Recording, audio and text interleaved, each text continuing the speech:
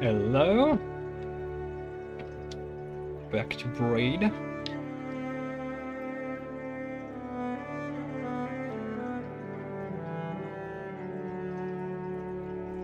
To listen Jonathan Blow ramble.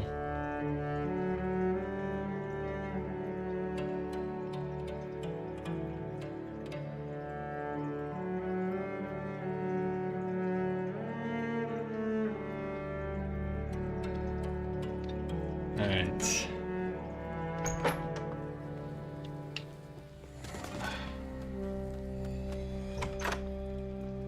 So it's like, it's not a linear commentary, right? Because I think I like listened to some other stuff along the way. You can get to like other commentaries by accident. So it's a strange way to make it, but it seems to be very convoluted and confusing. Yeah, I don't know. Oh yeah, this thing. I'm still not sure if I'm just missing something here.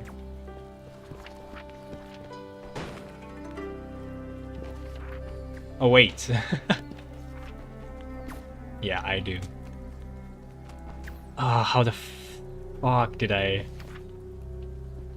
not figure it out? That's crazy. I wonder if it's intentional. That was so simple. Making this puzzle unbrute forceable, tweaking cannonballs. Oh, right. Yes. This first part is just using rewind in a clever way. It's again, save the monster, but now save the monster using rewind because we have to jump on the monster. Yeah. This is one of these interesting places where you run up into design constraints of the game a little bit because, I didn't have a dynamic camera in the game. Like the camera doesn't zoom out or in or anything like that. And I wanted to keep it simple. And also that would have been more programming to do. And the game was already a lot of work, right?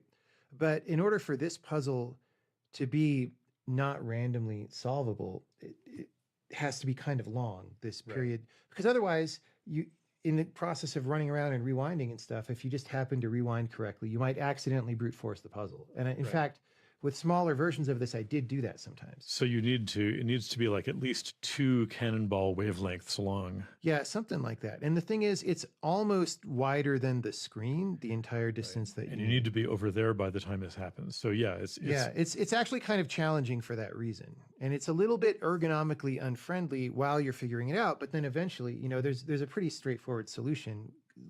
Like what I just did there was, oh, I'll save the monster, but wait, he's over there. What did I need him for again? I was just trying to save him. And then by the time I get over there, I'm like, oh, maybe he'll bounce off a wall. No, he jumps off the platform into the spikes, right? And so you just hang out here for a while, right? And then you go do the thing. You go left where you can see the monster. And so I turned this thing that was awkward, the length of it, into an asset in the sense that you realize you can do this as you move. Well, it becomes a little bit tactical of like, I can't see the monster where I need to be. So let me go to where I can see the monster, right? It becomes just a little bit more deliberate. I think, honestly, when I played this, I think I was willing to try a couple times until I got the timing of what was happening off camera. And yeah, I just did it off camera. Yeah, like it's that's probably because I just stood there. So you cheated at the game, is what you're saying? What? I did not cheat. No. I learned. Like it's not really a brute force because you understand that what you need to do. You just do it in a different way. Oh, what? Come on.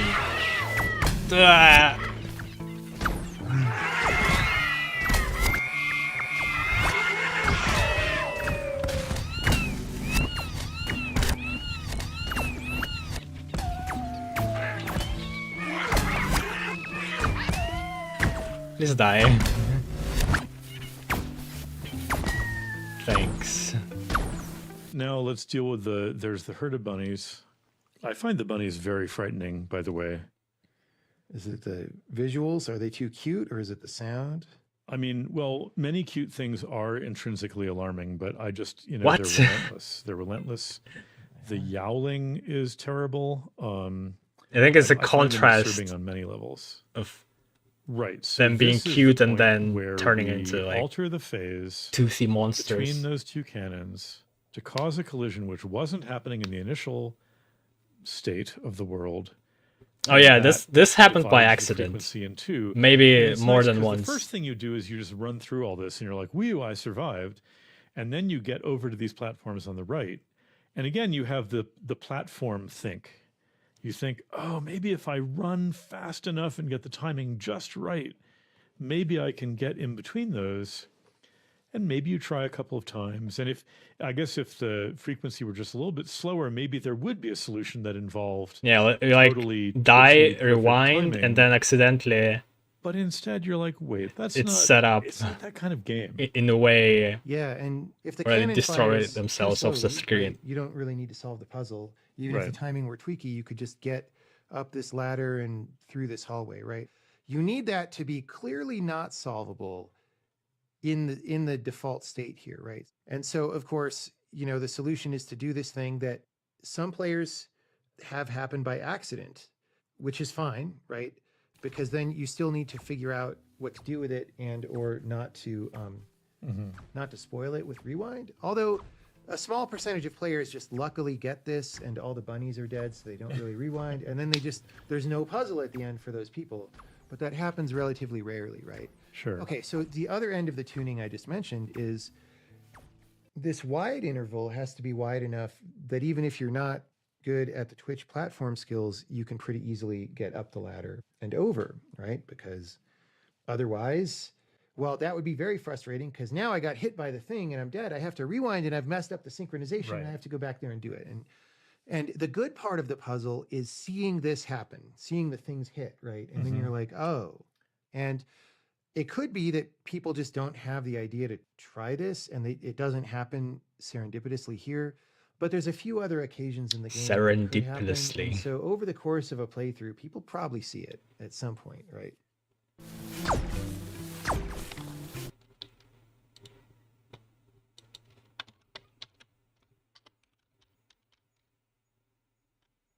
That's intimidating word. Serendipity.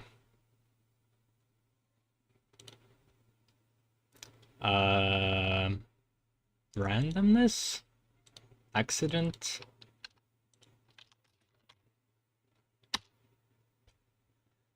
The occurrence development of events by chance in a happy or beneficial way.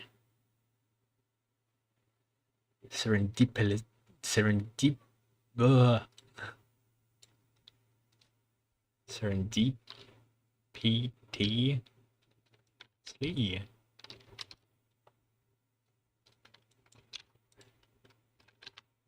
Serendipitously.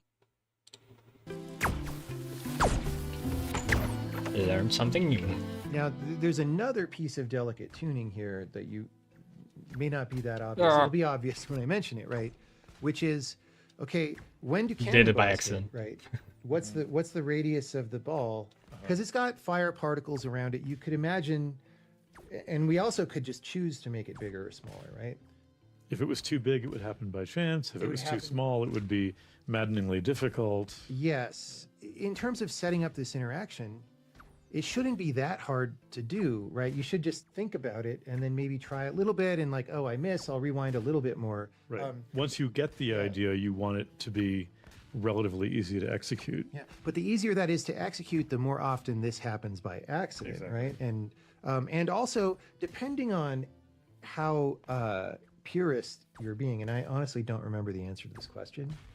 Do the cannonballs have the same radius for each other as they do relative to the player, right?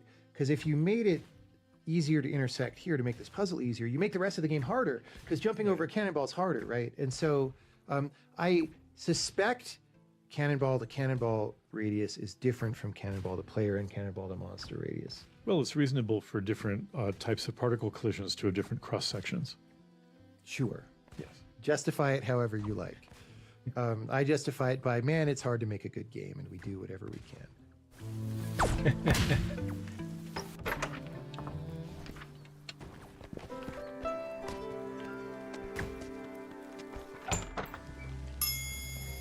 So here's our first layer. And so I have to admit, Oh yeah, it's called in layer, not standard layer. video games, I hate the boss levels. I would much rather mow down large mobs of small to medium-sized baddies. I've just never really enjoyed the whole thing of having to carefully memorize, okay, he's charging up his lightning bolt. I have to dodge this way, and then I have to switch weapons because I can hit him in the left mandible, which is vulnerable for 3 seconds. And it's not really what I enjoy.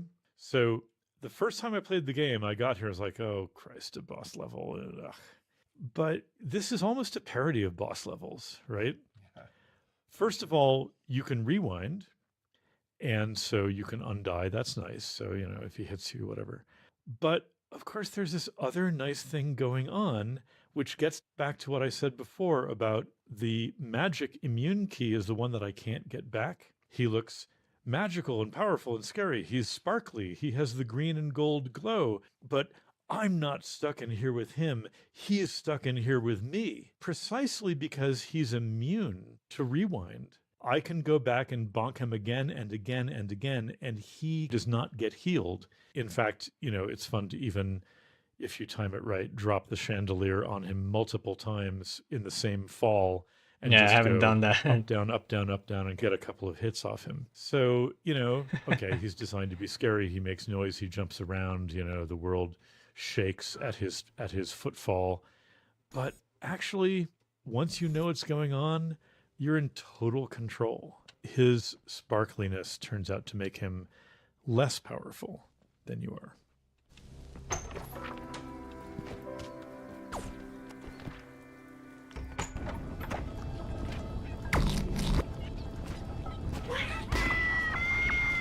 I had to try this many, many times, actually, before I got the point.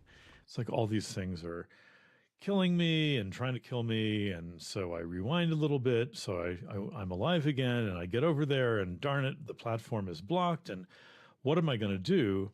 And you realize you have to get up there, evading the yowling rabbits and trolls without once using rewind. And again, I like this because at first You don't rewind even seems need like to this get up infinite there. superpower. You can always undie anytime you want. You can always undo anything. It's like, well, no, not quite. Sometimes rewinding has costs. Sometimes it doesn't return the world to the state you intended. And I really like that. I'm glad you think so. Some people get really mad at this, not like mad, but I have a friend who's also a game designer who was like, I don't like this level because it's the first time rewind can actually cause you to fail the game, whereas before it was a way of not failing the game, right? Well, exactly. And I was like, well, but that's the point. That's what we're doing is we're touring That's a feature, the not a phenomenon. bug. Yeah, I'm glad you agree with me. Now, do you want to? Okay, so when I first conceived this level, Whoa. it was just like you're describing. Like there's a gauntlet of threats, and you've got to run that gauntlet in a platformer way. And if you mess up, then like you could maybe get a tiny mess up and still make it, but other than that, you probably have to retry. Okay. You could also do the following thing. You just hang out by the entrance. There's more monsters over there, but you don't really need to care about that right now. So you just hang out by the entrance. And then once this platform is over the other one, right, then all you have to do is not rewind till they overlap in the wrong way, right? Right. So but now I you can have rewind. Now you have some wiggle So room. like, it's a little bit hard because the platform has to be not so far to the left that the monsters are falling in, and yeah. All right. So then there's this underground puzzle. Mm-hmm. So here we have rewinding keys and non-rewinding keys and rewinding locks and non-rewinding locks. And the first puzzle is, okay, I get it. I have a rewindable key and a non-rewindable lock, and that means I get to use the key twice. That's really cool, right? And then you go down here and you're like, oh, there's a good old-fashioned rewindable key, and okay, so should I do the same thing? And okay, let's do that. Again, the greedy strategy. And that seems fine. And okay, well, there must be another key down here. And we go down there. And okay, great. This is easy. No problem. I know exactly what to do. And then you go back over here and you're like, great. I need to rewind to do that again. And wait, oh, darn. That key isn't rewindable. I didn't get it back. It's not infinitely hard, this puzzle, but again, you have to turn things around a little bit in your mind. Remember how I said before, oh, like the sparkly greenish gold key, that's the super wonderful key because you can get it out of pits. But actually, here we realize, oh, that's not always the more useful, more powerful key because you can't get it back. So the things that are immune are also the things that you can't get back. And that was really interesting to me. And we'll say more about that on the next level. Yeah. One more thing to say about this one. When I first designed it, right, the idea to do, well, it's much like the level phase or a few other levels where we have a simpler version of a problem that's not supposed to be that hard. Right. It's supposed to be cool and introduce you to the idea and just show this new phenomenon, right? Right. So we have the easier version and then the harder version. It's got one extra gate, one extra key. Maybe you don't even notice the extra key at first, right? Because it's way off down in the pit. And I arrived at this, I think, a little bit by trial and error. I was like, what can I do that's like harder and stuff? And then after I made it, I realized the harder puzzle is reducible to the simpler puzzle after one move. But almost right nobody first ever move. premeditates. Yes. Yeah. And the right first move okay. You know, there's misdirection here in the sense that we give you the wrong key first, and obviously, and in fact, when I give you the wrong key, you haven't even seen the other key. But usually people are just going to start making progress on the puzzle. So they open the first gate that they can use with the key that they can see, and then they start looking around like what's down the ladder. Right. Oh, there's another key. Great, right? And so it's set up to encourage people to do it wrong. And I mean, maybe through some freak chance, some very small number of people do this right the first time, but I doubt it, right? It's one of these things in the game where we really encourage you to get here and get stuck, right? And then look at the thing and say, wait, there's more gates than keys. Yeah. I was stuck here for a long time. I was like making up theorems and proofs. Like I can prove that this puzzle is impossible because this key can only get through that gate. And then, but if I try to get the key back, I close that gate again, blah, blah, blah. And, you know, in the end, the solution is not, it's not like a ton of moves or something, but it is a deliberately non-intuitive order. You know, of course, in principle, you could make if you have a rewindable key, you could go through as many sparkly gates as you wanted. And you could probably make diabolical combinatorial puzzles with like sets of keys and sequences of gates and God only knows what, and it's probably NP complete and so on. But, you know, this was a very nice taste of you sometimes have to follow a different branch than the one that made the most sense at first. Yeah. And I do think like this is very clearly something that this game doesn't do, what you just mentioned about making ever more complex, piled up puzzles. Right. They don't get bigger, which is, I think that's good because some puzzle games, they just get bigger. Well, I think, you know, what the game is after is to communicate the ideas, right? And after this second one, that was all the cool idea that I had at the time as the designer of this. And after that's done being communicated, like giving you more puzzles is not necessarily like that's filler, right? But it's not really good, right? And so while making this game, I started to learn this aesthetic that it's not exactly a minimalist aesthetic. I think that's the wrong word, but it's right sizing things, right? It's like what's interesting, focus on that. And then avoid the bunnies. I would call it minimalist because you minimize like every other aspect. Like you don't need to do anything more after that. You only want to do it once. Because you could like put these 3 doors or how many doors you can think of in some other puzzle that is just going to be a part of it and like complicate things around, but yeah. I don't know how else would you call it? And this is a cannon that has absolutely no purpose, really. Yeah.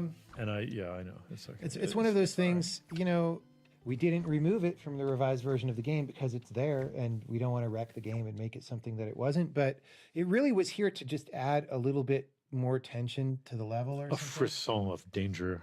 And both that and the bunny there and the guy at the bottom here that like even I still always die to this day. They could all go and it would be fine, you know? But it's okay. I mean, so there are games where every single object, every single feature of the architecture is a puzzle element. And, I think at this point, the player understands that that's true of almost everything, but I think it's okay. It's not true of everything. It's okay to have some decoration, decorations that kill you. Yeah. Decorations kill you the best kind, man.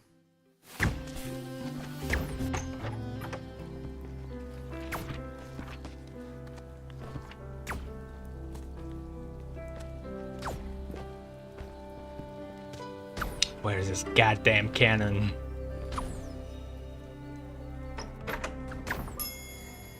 Here we learn this cool new dynamic of a thing that can imbue you with immunity, because if monsters and clouds and platforms can be immune, why not us? One extra thing that I do here, in part it just is to make the level simpler and neater, but in part it's to seed the idea of rewinding, right? Because there are deliberately 2 times here when you can't get back. So one is you drop down to the left to throw the switch, you throw the switch, and then you're like, oh, I try to jump back up, but you have to rewind to get back, right? And luckily it's a sparkly switch.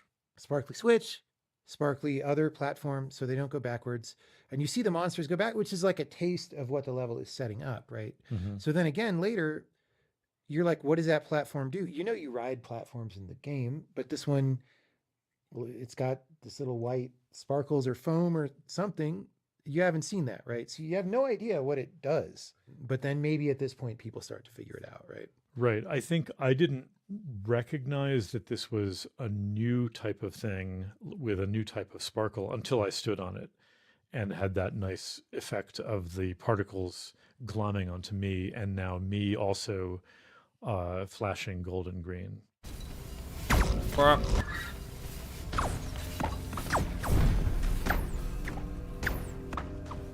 I'm going to get a drink one moment. Here we learn this cool new dynamic of a thing that can imbue you with immunity, because if monsters and clouds and platforms can be immune, why not us? One extra thing that I do here, in part it just is to make the level simpler and neater, but in part it's to seed the idea of rewinding, right? Because there are deliberately 2 times here when you can't get back. So one is you drop down to the left to throw the switch, you throw the switch, and then you're like, oh, I try to jump back up, but you have to rewind to get back, right? And luckily it's a sparkly switch. Sparkly switch, sparkly other platform, so they don't go backwards. And you see the monsters go back, which is like a taste of what the light sparkles are.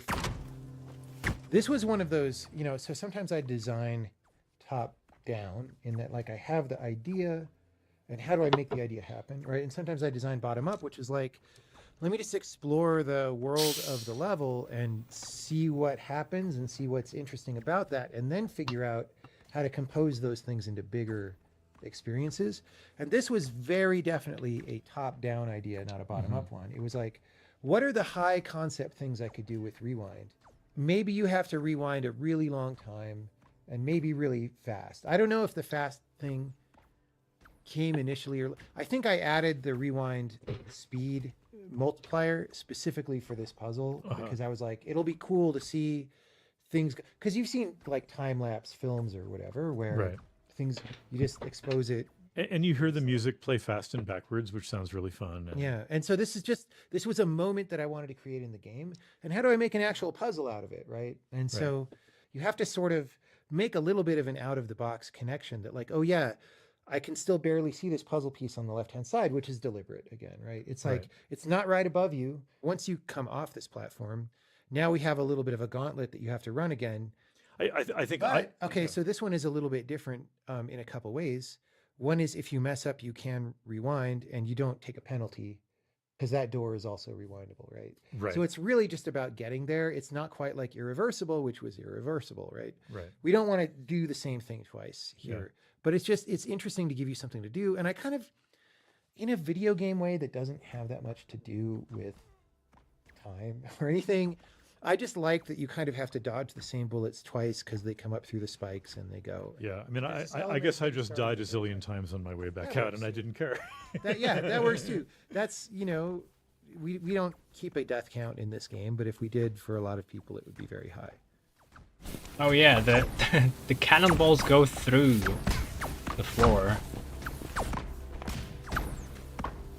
By the way, here's one of the places where I mentioned that it's possible to see cannonballs hit each other.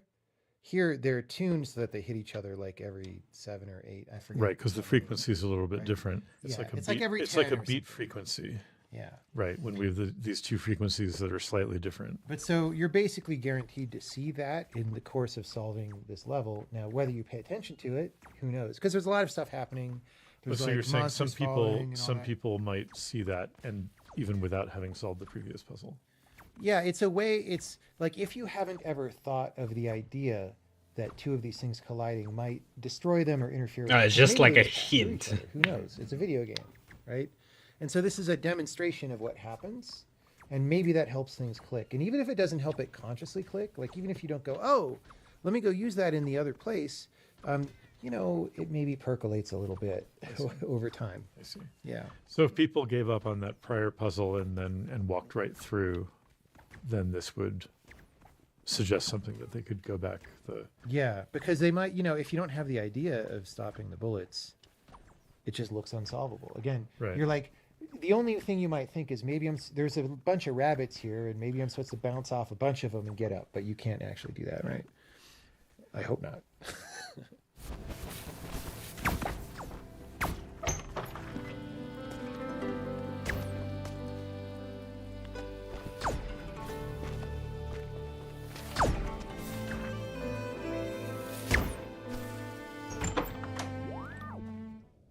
the pit. Oh yeah, so here's another thing where he has to go in the cubby, but then we're like, oh my gosh, space equals time now, and I need to get to where he is, and if I just jump down, I'm in the wrong place. And anyway, all right. So, and we also have this strong sound cue with the sound grinding back and forth, which drove my wife crazy, and I had to put on my headphones. Probably the best moment in this level is when you first enter the level and you get to experience the way, because it's very Right. different from the rest of the game that you've played so far, right? But there's also something that one may or may not notice on this level, which is if you bonk a monster while moving left, gee, he doesn't die. But that's because you're moving left and driving time backwards. He only dies if you bonk him and then move to the right. And that's kind of interesting. When we were talking before about the platform, that it's like it's there in the present or in the past, but I can still interact with it now and what's going on. Here, there's a similar thing like, gee, is moving to the left the same as rewind? And it isn't, because you can still rewind your own world line, which might include both left and right motions. So that's a little interesting. And now there's kind of two notions of what it means to go backwards in time. And that was interesting to try and design and program, because I had that same question. I was like, wait, yeah, they are different, and that's interesting. Should I make them the same though? And I didn't quite see how to do it and have it be good, because like either when you push left, it's the same as the rewind button, right? And then But you're then not how do you actually going rewind? left. Yeah. And what's the point of that, right? Or it's a different thing, right? Yeah. Right. And so, yeah, so now there's sort of this idea that like rewinding the whole time has been rewinding your personal time Mhm. in a way, except you never had a difference between that and anything else Right. before this. Right. So now you can rewind your personal time and through your motion control which way time flows in the rest of the world. Yes, it's a very egotistical world where everything responds to you. Would be cool to see like a recording of on the one timeline where you never go to the left, even though you need to in order to succeed. But like for the world and its time, you're only going to the right. Otherwise it doesn't continue.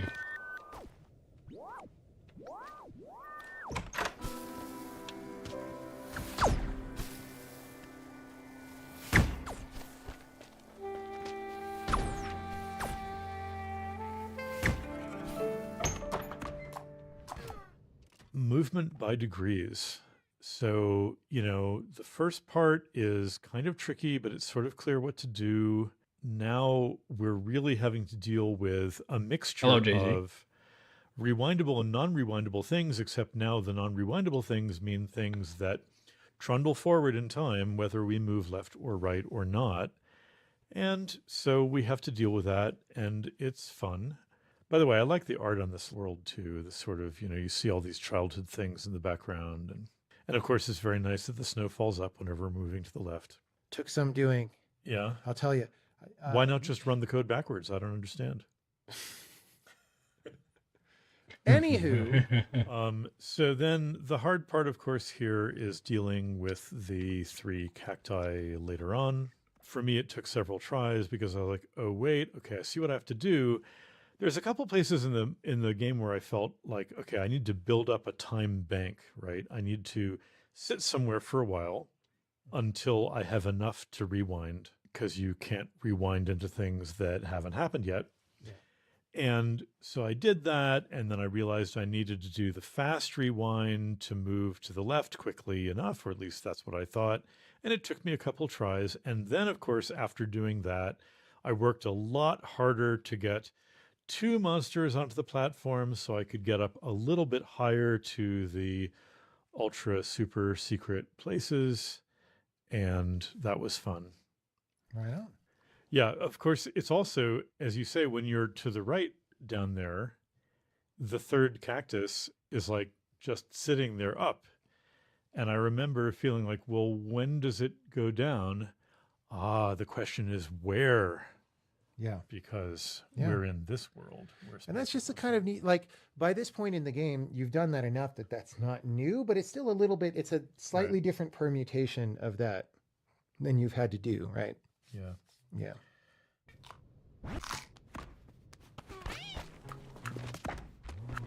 Yeah, I mean, this one, the general pattern here, But it's tricky because the monster's off the camera to the right, and so I felt like I had to learn about the timing because there were things about this puzzle that I didn't find the optimal solution. yeah.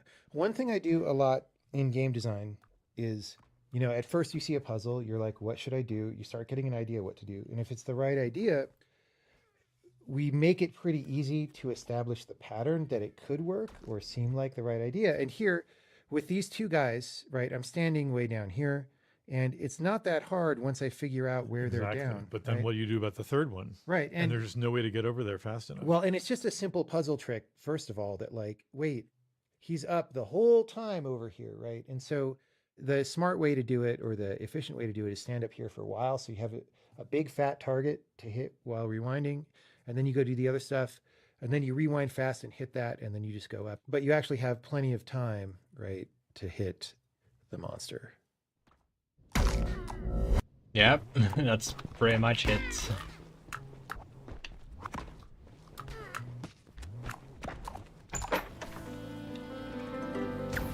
Alright, there's some kind of super easy puzzle.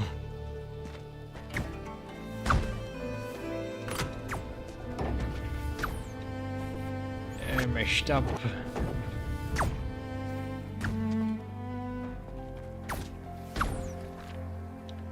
Weird key. And this is the other one that was really frustrating at first.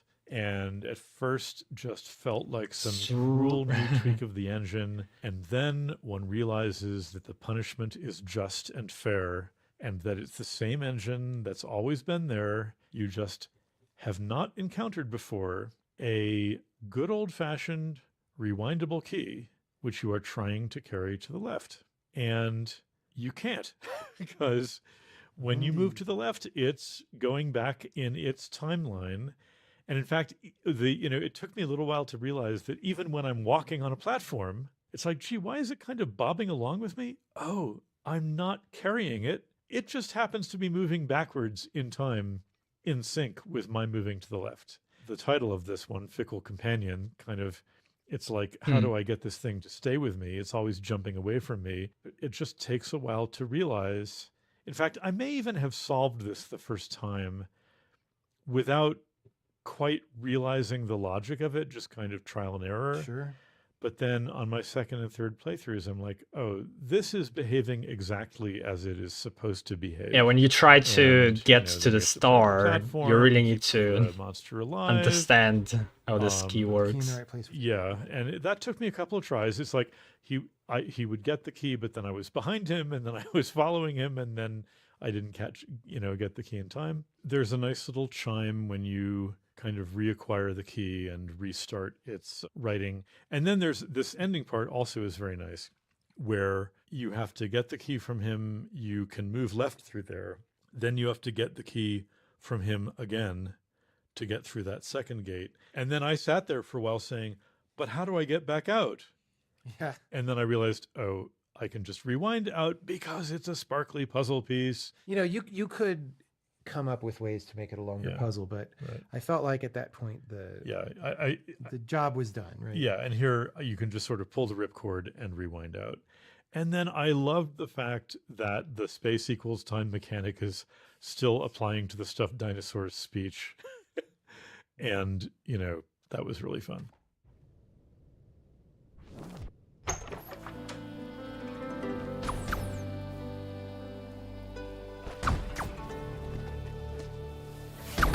Oh shit. A famous arcade game, misdirection again. No.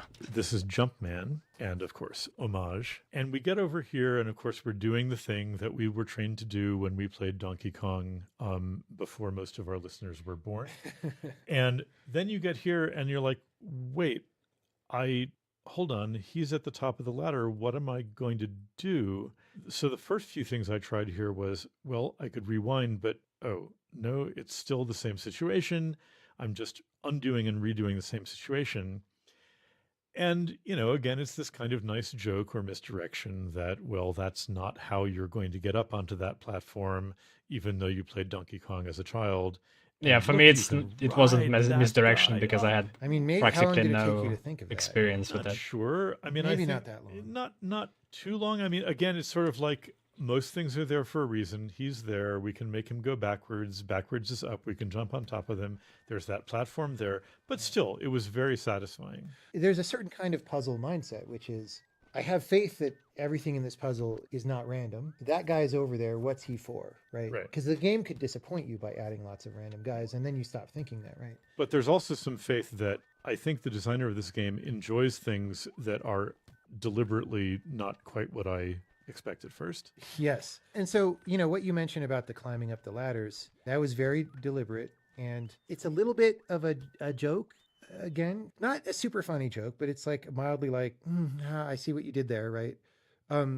But also, it is a little bit of misdirection because until you get about here, once you get about 2 person widths from this ladder, you see the problem, right? Right. Prior to that, you don't necessarily. But in addition to being that kind of like, let's lead you down a path and then prevent you from that, it is also establishing a pattern to make the way that you get up more interesting, right? So like you could erase all this Donkey Kong stuff and just have the level be, there's this guy on the left, Right. and you have to like climb up a ladder, and most of this geometry would be gone. And if this were like a minimalist puzzle game, that would be the level, maybe, right?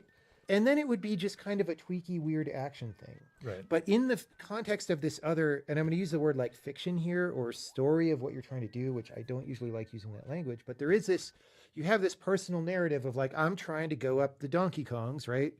And it's working great.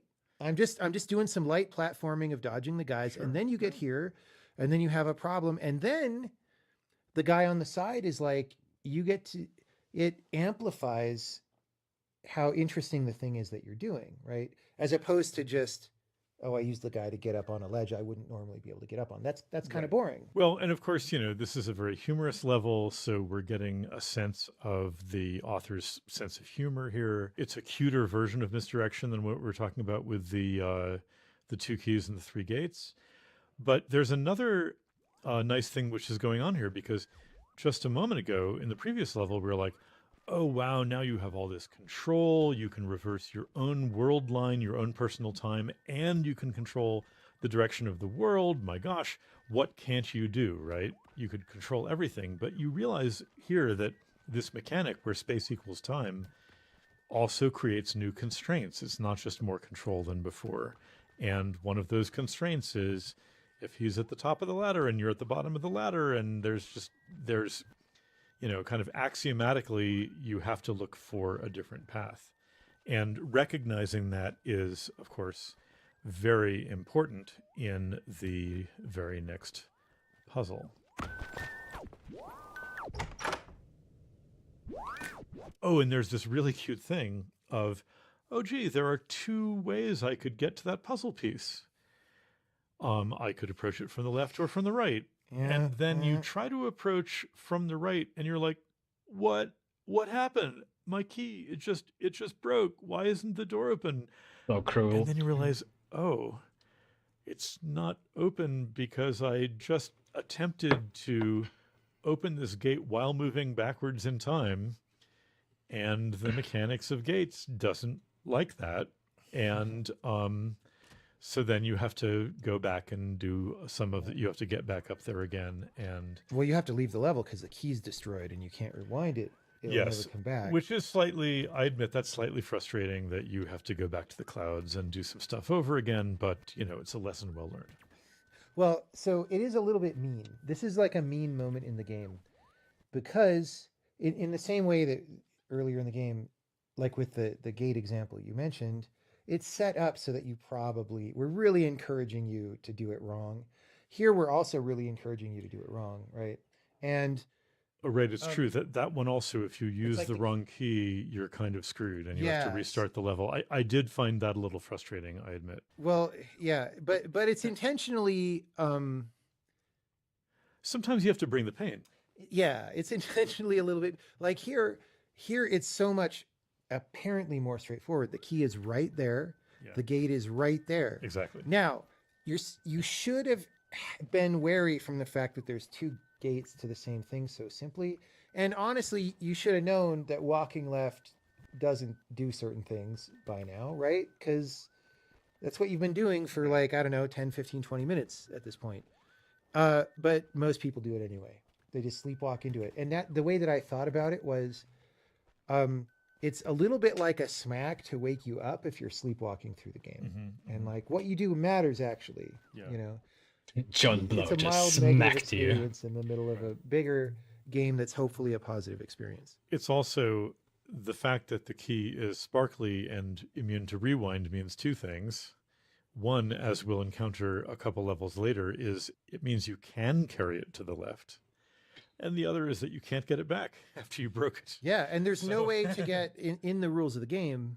Like what you would like is to be able to carry it to the left and then get it back after you mess up. And that's just simply not possible according to the rules of this universe. So it's not my fault that it's mean, you see. It's like, that's just, the universe is a little bit mean. I just put the gate there. That's all.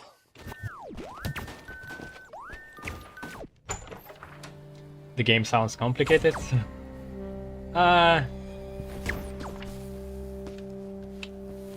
in a way, I guess, but it's fair.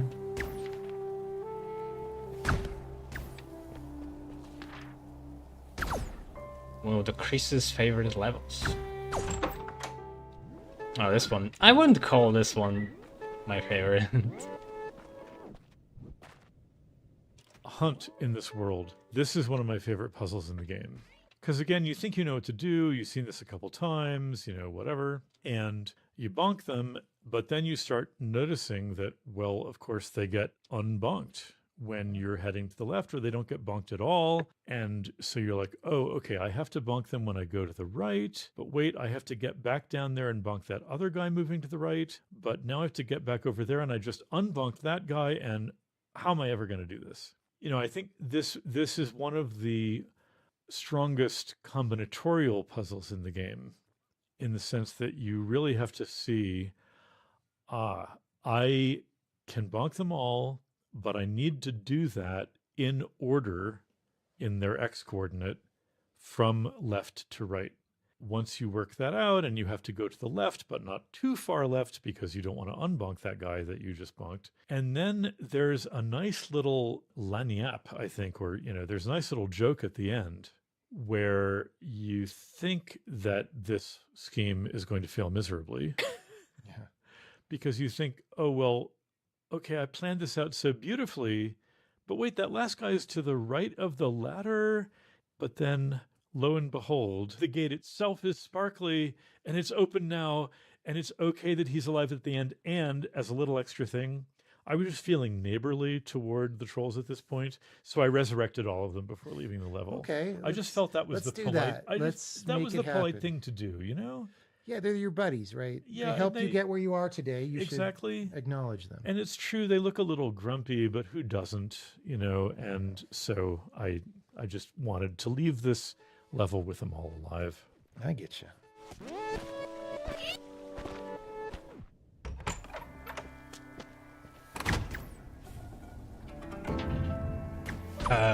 Okay, so that leads to wait. Okay, this is a bit of a puzzle here again.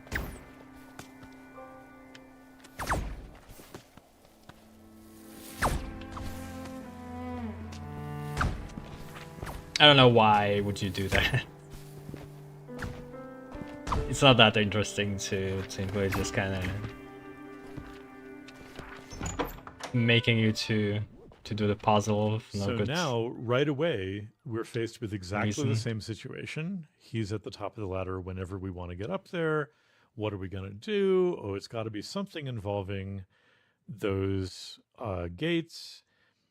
But even once we move the gates, it's still a little confusing because now we can't get around him. It took a long time for me to figure I would out. say this is one of the harder puzzles in the game. It's also one of the earlier ones that I designed. It got modified a few times. I would say it's a little bit still rough to play. It's hard to play. Because it's hard to think of a solution, and then it's a little hard to execute. Yeah. It is a little hard to execute it because you have to jump off the guy's head. You have to jump and off, then move to the right in the right way, and land on you have to the go left to get past the switch, high right? That's what you do platform. to reset it, and then you have to right. go right, and it's just Right, it's hard to do both of those things. And it took me a while, even though there's an audible cue, it took me a while to realize that the switch was being reset as I was moving through the air above it, because my X coordinate moved to its left. Yeah, although you can pre-think that out if you're thinking clearly about the puzzle, but it's hard to execute the left jump and then come back turn and air around, control and turn around. It's very hard. I think also for me, there was a psychological thing that held me back on this level. Somehow I understood that moving left or right ran time forward and backwards, but I always thought of that as standing on a platform and walking or running to the left or right. Yeah. And even though it's the same mechanic, I think I had a little bit of trouble conceiving that same mechanic was running even when I was in Because it's midair. in the air, yeah. Which, of course, then you learn it, and that's cool. But maybe this is too steep of a learning curve, depending on your target audience. If you're trying to make a puzzle game for the biggest audience possible, that's probably true, right? For that aesthetic. And so you would probably have like a starter puzzle where you have to flip the switch back by running on a platform, like you said. And then this would be a smaller increment from that. It would be like, wait, I can't, if I run on the platform, I'm below it, and that's not where I want to be, right? And so you can imagine a bigger level that has that sequence. Now, one of the constraints I painted myself into on Braid, which is good in some ways because it kept the game focused, is that there's 12 puzzle pieces per world, right? And so if I started getting lots of ideas for things to do, I kind of had to pick and choose. And so I wasn't really in the mode of extending things, or like ramping things in like that. Right. Although in the Witness, I do that a lot, right? Uh-huh. And so maybe that's an aesthetic that I learned more how to do in the Witness. Yeah, and but in the Witness, didn't it's have like as much much in Monster. Although I do a lot, faster actually, to like phase solve the and the gridlock puzzles. gates and stuff in irreversible. But So- you don't do really long sequences. Yeah, there we go. Here. Yeah. And I think it's nice in the end that there's, I mean, the total number of puzzles is not that large, but each one has a nice element to it. Yeah, but if I were redesigning the game, which we're deliberately not doing, but if I were, I'd be pretty tempted to change it, like we were just saying, to have more of a lead-in. Because again, what's difficulty isn't that interesting. Like, if things are too easy, they're boring, right? But if they're too hard, it's like, eh. So something should be not more difficult than the point behind it is interesting, right? You need to see enough interest to validate the effort and the pain and whatever. And hopefully that's true through most of this game for most people. But, sometimes it's not. That's fine. It needs to feel worth it. And of course, people have different thresholds on that.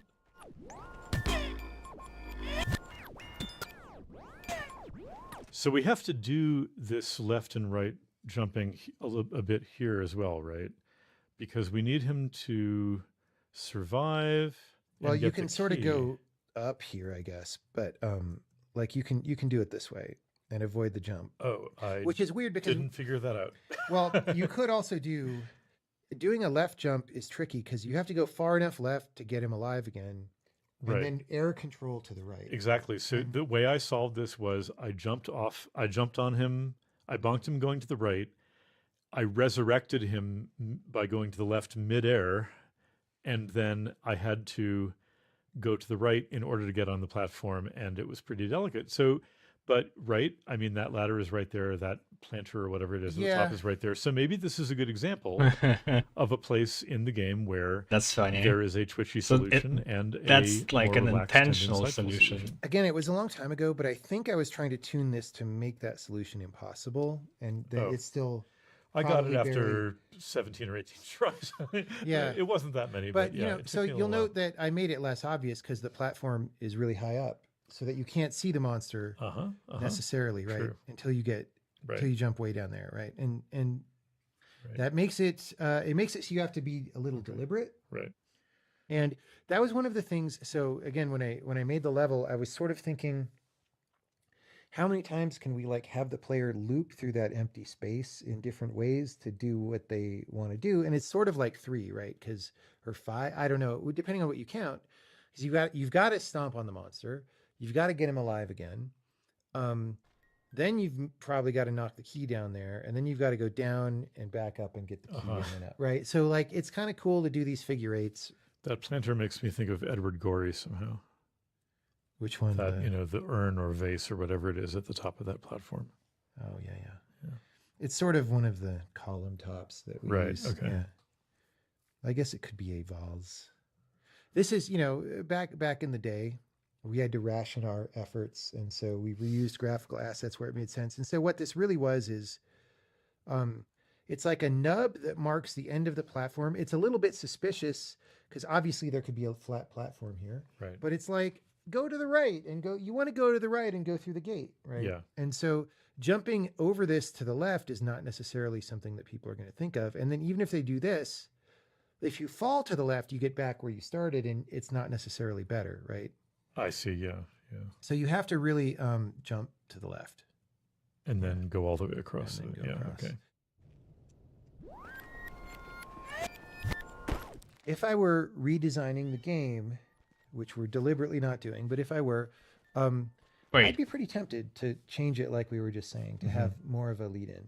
Like if you imagine the level was a little bit longer, extending it stupid, right? Right. But like automatically solve the puzzle. Yeah, but that does eliminate. So one of the reasons this is in the level is to zoom in on what? Right. but is in the hunt. Pretty tempted to change it, like we were just saying, to have more of a lead-in. Like if you imagine the level was a little bit longer, extending it to the left, you could use him like you use in the hunt level to like bounce down and back up onto like a little nub on the left that you couldn't. Like if you can directly jump to it, it's stupid, right? Right. But That's true. Just a place to rest and plan your Maybe it's- next move. Maybe it's not stupid if you could directly jump to it. Like maybe that's fine. But then people would do it when they would like automatically solve the puzzle. Well, but I think if it was far enough so that you had to bonk him in Yeah. order to get there, then you're still doing the double jump. It's just you're doing it in two pieces and you can rest and think in between. Yeah, but that does eliminate. So one of the reasons this is in the level is to zoom in on that aspect that you've already encountered, as you mentioned with the monsters, that they don't die when you bounce off them to the left, Right. and they do when you bounce off to the right. Well, why don't we make you do that in very short sequence on the same monster, right? And it's like, but it's a tweaky thing to do, and so I kind of wonder Well, it's also if there's better ways to pull it off. it's a callback to one of the very earliest puzzles where in order to reach a key, you have to do a double bonk, Yeah. but that required two trolls. And now you can do a double bonk on one troll if the first bonk is heading to the Yeah. left. And that's kind of cool. I could imagine a revised puzzle. I wouldn't try to fit it into this one, but if I wanted to take that idea that we were just talking about, it would be like there's somewhere you have to get into the air on the left, and then also somewhere in the air on the right. Like maybe And you're like, keys how am in I the going air to do on the that with left. only one monster? Yeah, there could be like a sparkling key in the upper left, and then a gate on the right, and you use the monster. That would be a simpler way to try to get. So maybe I would factor that puzzle out of If you're this going, puzzle. if the key is to the left, it doesn't need to be sparkly because you're going to carry it to the right. Yeah, but if there's a little bit of slop or something, no, it's probably fine. Like I said, I'm not a strong platformer. It was okay with me that there were some puzzles that took some execution. Yeah. And we're getting to use here the fact that bonking him while moving to the left doesn't kill him, which means we can do it again, which is something that we have to do, I think, in a couple more places. Yeah, I think the only problem with this one is that it's hard to execute. The first you need to figure out the lever, which is also new. I mean, if you really understand the mechanics well, you should be already aware how it works. But like when I first was playing, I didn't understand that as well. That it changes. Wow.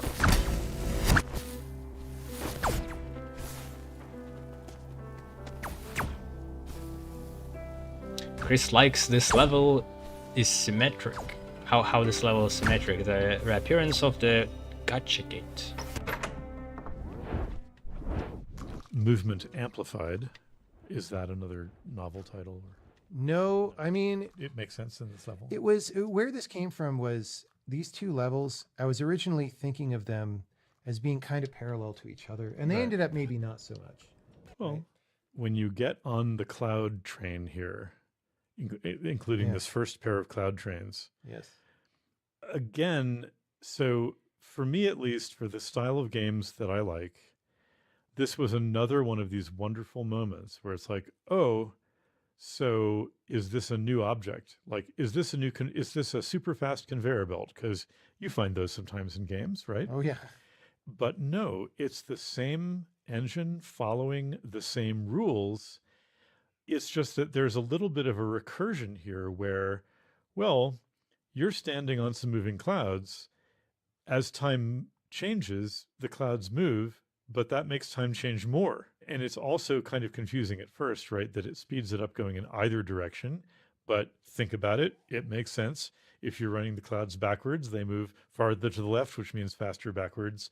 And if you move to the right, they're moving faster to the right, which makes time go faster. Yes. And I hope I said that right. There is also a technical note about this and how it was programmed and why that's the right math. Yeah. Right. When you realize that this is following from the same physics and the same engine, again, using the word physics somewhat broadly, Sure. for me, there's a real pleasure in that because, you know, if every new puzzle has a new widget with new behavior, well, maybe that's not the right way to make more variety. You know, maybe it's nice to have the variety emerge from the rules. So I really enjoyed both these cloud trains and the next one. And of course, this was a little bit tricky, and I thought at first I had to do something else. It's a nice fact that the key rolls back toward you if you screw up. Yeah. So here I brought back the left-right gate, right? But Right, but is there any way to? no, Yeah, we can't ever use it's the just right gate. it's more like a callback to the earlier part of Right. the game, right? In case you'd forgotten Yeah, I don't think about your poor anybody performance in forgotten that episode, we about bring it that. back. And so then we have another one of these I things. might have forgotten. again, I don't remember. Amplified by time. We have this nice I moment. solved We have to jump on it, even though it's off camera. But it's okay. We know it's going to be there in time to catch us, and there it is. And we can just barely make it onto the next Which, platform. I mean, really, that's the kind of leap of faith in the game, Right. honestly, right? Right. Yeah. Yeah. So that's nice. Well,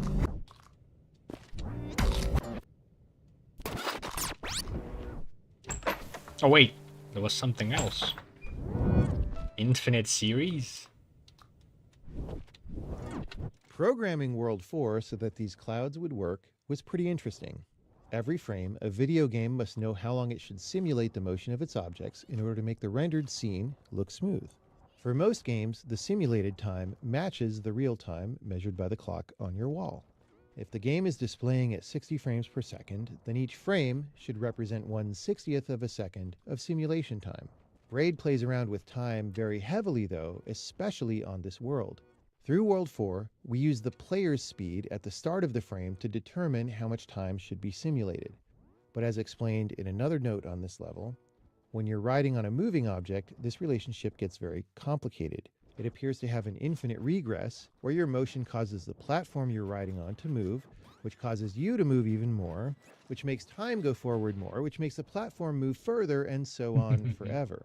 An unsophisticated implementation might run many simulation steps instead of one, simulating ever smaller amounts of time until we decide that the residual amount is so small that we can ignore it. The problem is that running a simulation may require the computer to do a lot of computational work, which takes time. Running many simulation steps takes a lot more time than one step. And in this game, the amount of work to do in each step does not really decrease as we make the simulation time shorter. So we would be in danger of taking too long to compute all the simulation steps, resulting in a low frame rate for the game, which would feel pretty bad. Fortunately, we don't have to do a bunch of simulation steps if we know a little bit of math. The result of walking on a moving platform can be represented as the summation of a geometric series, and provided the speeds of the objects you're riding on are reasonable, the series converges. It's representable in closed form very simply. We just need to do an extra add, a multiply, and a divide. Much cheaper doesn't than help. running many simulation steps. We'll cover the exact math for this in the next part. oh boy.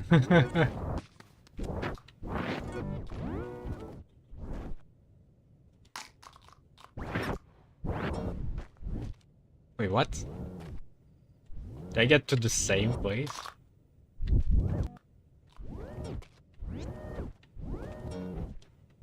Then this one opens up. In this world, time moves as you move. You move to the right, time goes forward. You move to the left, time goes backward. Usually you're running on solid ground, but what happens if you're riding on a platform that is itself moving? If you're walking to the right, time for the world goes forward because of your motion. So the platform, being part of the world, moves right. Since the platform is carrying you, it takes you even further to the right than you would have gone if you were just walking. So time should go forward even faster because your speed through the world is faster than walking speed. If you're walking to the left, time goes backward in the whole world, and the platform, being part of the world, goes left now because right was forward for the platform, left is backward.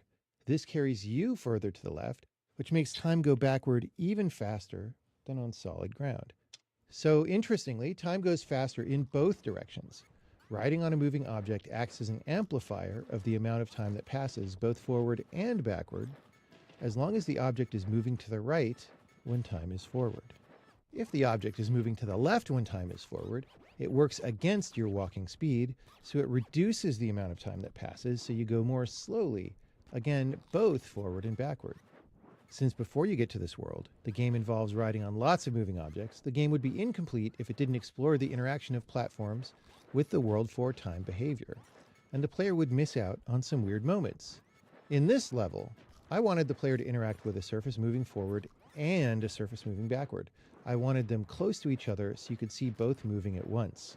Usually in this game, the platforms you ride on are short, but the speed up or slow down effect would only happen momentarily on a short surface because you would walk off the surface pretty quickly, and that would be disorienting due to the rapidly changing speeds, and it would be harder for the player to understand what's happening, and harder for us to make puzzles with.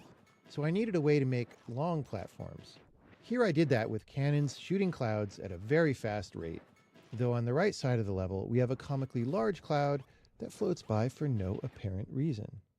There are also some technical issues involved in making this all happen, doing the programming and working out the math, that are pretty interesting. All right.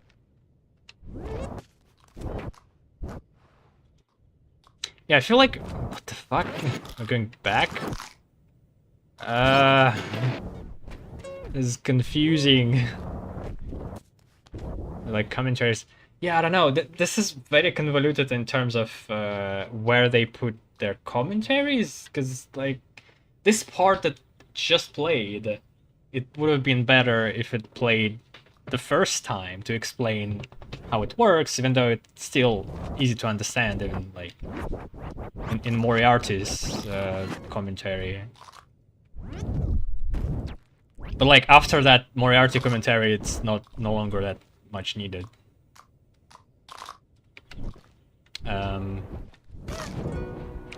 Whatever. Let's go forward, because I believe these like extra ones, you can still access them through like other doors somewhere.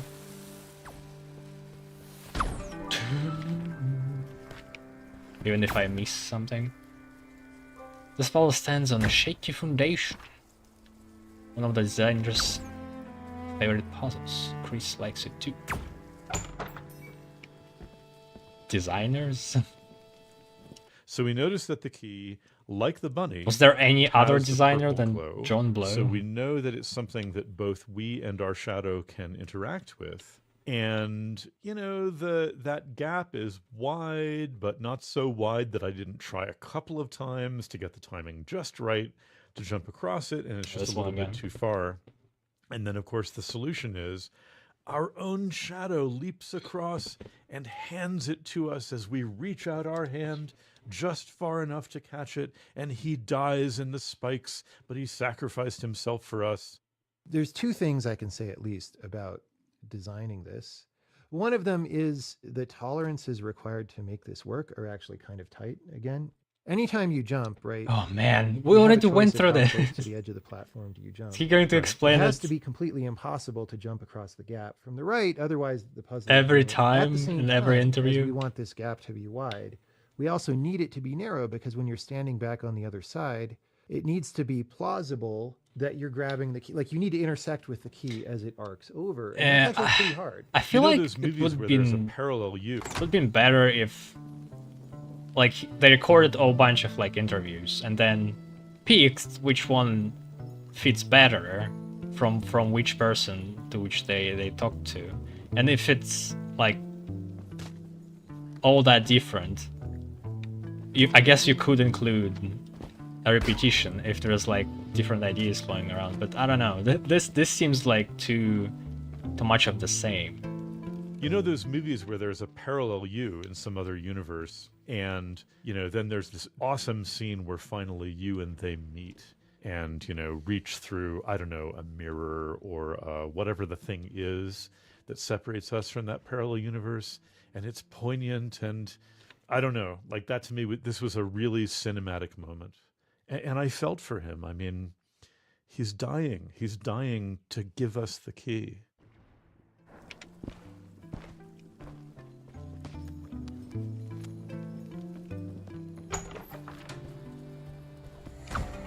Wait, what? I guess I need to solve the puzzle to get out. Okay, maybe not. This is a little bit of a violation of like, if I were an extreme puzzle purist when I made this game, such as I perhaps am a little bit more today, I would have thought more about whether this is a good idea for a puzzle, because this was one of those top-down puzzle designs where it's like, it would be neat if you had to use one guy to distract a monster, right? And then go sneak in, right? That was the Right. whole idea. And I just thought about how can I make that? And it's difficult to do that because if rabbits are out in the open, you can just kill them by jumping on them, right? Or you could jump over them to get past them. Like it's actually pretty difficult to come up with a scenario using the base game rules that would enable that puzzle. And so I added a little bit of extra code to this one guy that he just doesn't like to come out of his little cubby hole. So there's no way to jump on him. Well, you know, And- rabbits have different personalities. Yes. Yeah. Yes. And I do think there's an extent to which maybe it makes the puzzle a little bit more random, right? Because when you know the complete behavior of something, you have all the information that you need to like decide how to deal with it. That said, these rabbits don't show up that often in the game, and when they do, you're sort of panicking anyway, right? But They are here very it's like scary. if you observe that his behavior is different, right? Like, oh, I expect him to keep chasing me, and then he doesn't quite. Well, how else is the behavior different, right? I feel bad for him, actually. He looks a little bit sick. He Yeah, looks a little he's- sad. Maybe that's why he doesn't want to come out. Yeah. But it's true. You know, you have all this space on the right, and you feel like you ought to be able to lure him out there and then just bonk him. But Yeah. And that just doesn't work. And that's a little weird, but it's not really something that people complain about the game, so maybe it's fine. all right. Yeah, if you wanted to be a complete purist, you could have created like another creature that acted on different rules, but then what rules would that be? Going up to a certain point and then stopping? And then it would be just one single creature in the game that is different from the others. It's fine. Alternate design. That's one of the 40 new levels.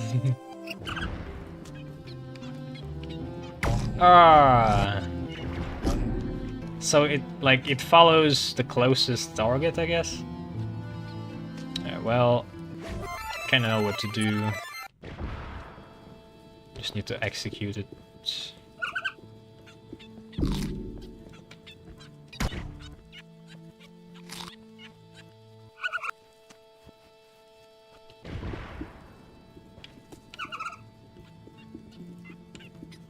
Ah, damn it.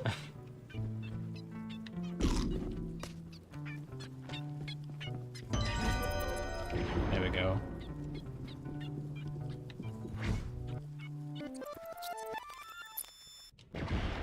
Here is a simpler version of the Mimic distraction puzzle. I did think of this form of puzzle when designing the original game, but I felt it would be too easy to solve accidentally, or even when solving deliberately, Accidentally? it just wouldn't feel as strong. The aspect of the final design of having to be- enter a long passage from both sides necessitates more premeditation, and it just feels better to me. But How do you that final solve it design accidentally? requires special programming to get the rabbit not to leave its area, because if he did go out from beneath the overhang, you could easily just jump on him and kill him. That is to say, this rabbit does not behave quite like the other ones, and the only reason for that is to implement this puzzle. Some designers would consider this a hack that acts as a mild blemish on the game. Here, to prevent the rabbit from being killed, we make the player climb up into a restricted area from which the rabbit cannot leave and cannot be attacked from above. Thus, no special programming hack is required. This initial cliff on the left is here because the rabbit chases Oh, he you was talking very about slowly when the you are original. far away. So, if you were able to wake him up and then walk to the left side of the level, you could coax him to walk all the way over to the left. Then you could successfully race to the ladder and win without using the parallel universe at all. Because that would break the puzzle, we prevent it. Today, with much more design experience, do I like this version of the puzzle better? Probably, as I'm more of a purist about these weird hacks. But there's still something enticing about the symmetry of you and your shadow entering a tunnel from opposite sides, having the rabbit chase you in opposite directions. I wonder if, by working on this further, I could come up with an even better version of this puzzle that retains that symmetry. True.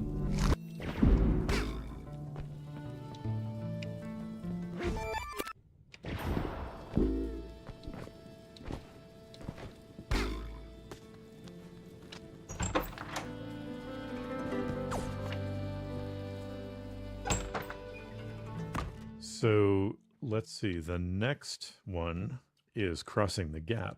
And this one has two elements. Yeah, I this really one is like. interesting. So, first there's this cool thing of, well, the cannon doesn't produce a troll unless I bunk that troll, but I want to be up here when the cannon produces a troll. So, okay, I will send my shadow self down there to bunk the troll. No There's problem. a lot of That's elements kind of here fun. too. A little bit of platform control, but not hard. And then there's this wonderful fact that, oh, well, since the troll has the purple aura, it can interact with both real things and the shadow things. And then by controlling the timing of the platform and its shadow, because again, everything has a shadow, it's not just that we have a shadow in this world, then we can actually do this cool three-way switch and send the troll in several different directions. And, we can briefly create a platform that goes all the way across, which is half real and half shadow, which is pretty nice. Yeah. For me, that was the neatest part of the level. Hey, can we make the monster walk on nothing for a Right. little bit? Right. Exactly. Like, isn't that kind of cool? And we saw a foreshadowing of that earlier, way back in, Foreshadowing. I think the very first world, where we're briefly on nothing because we rewound, Yeah. and we're standing on something that was there before. And so now, it's a different version of nothing, and something which is there not before, but in a parallel world, and it's a nice manipulation. Now, there's an aesthetic game design choice there that can be made one of two ways. So if you have a monster like this that's in both realities and you want it to be supported, right? Is it that it's supported when it's supported in either reality, or is it supported when it's supported in both realities? It could be an right? and or an or. Exactly. And I chose this version because I wanted to do this. Right. And it seemed cool. It seemed better to do that because the alternative is, oh, he's kind of falling through stuff. Maybe it would have been good. I don't know. I just never figured it out. Well, for the sequel, you could have many different colors of sparklies and tiny icons indicating a complex Boolean circuit hovering over each troll. Okay, just kidding.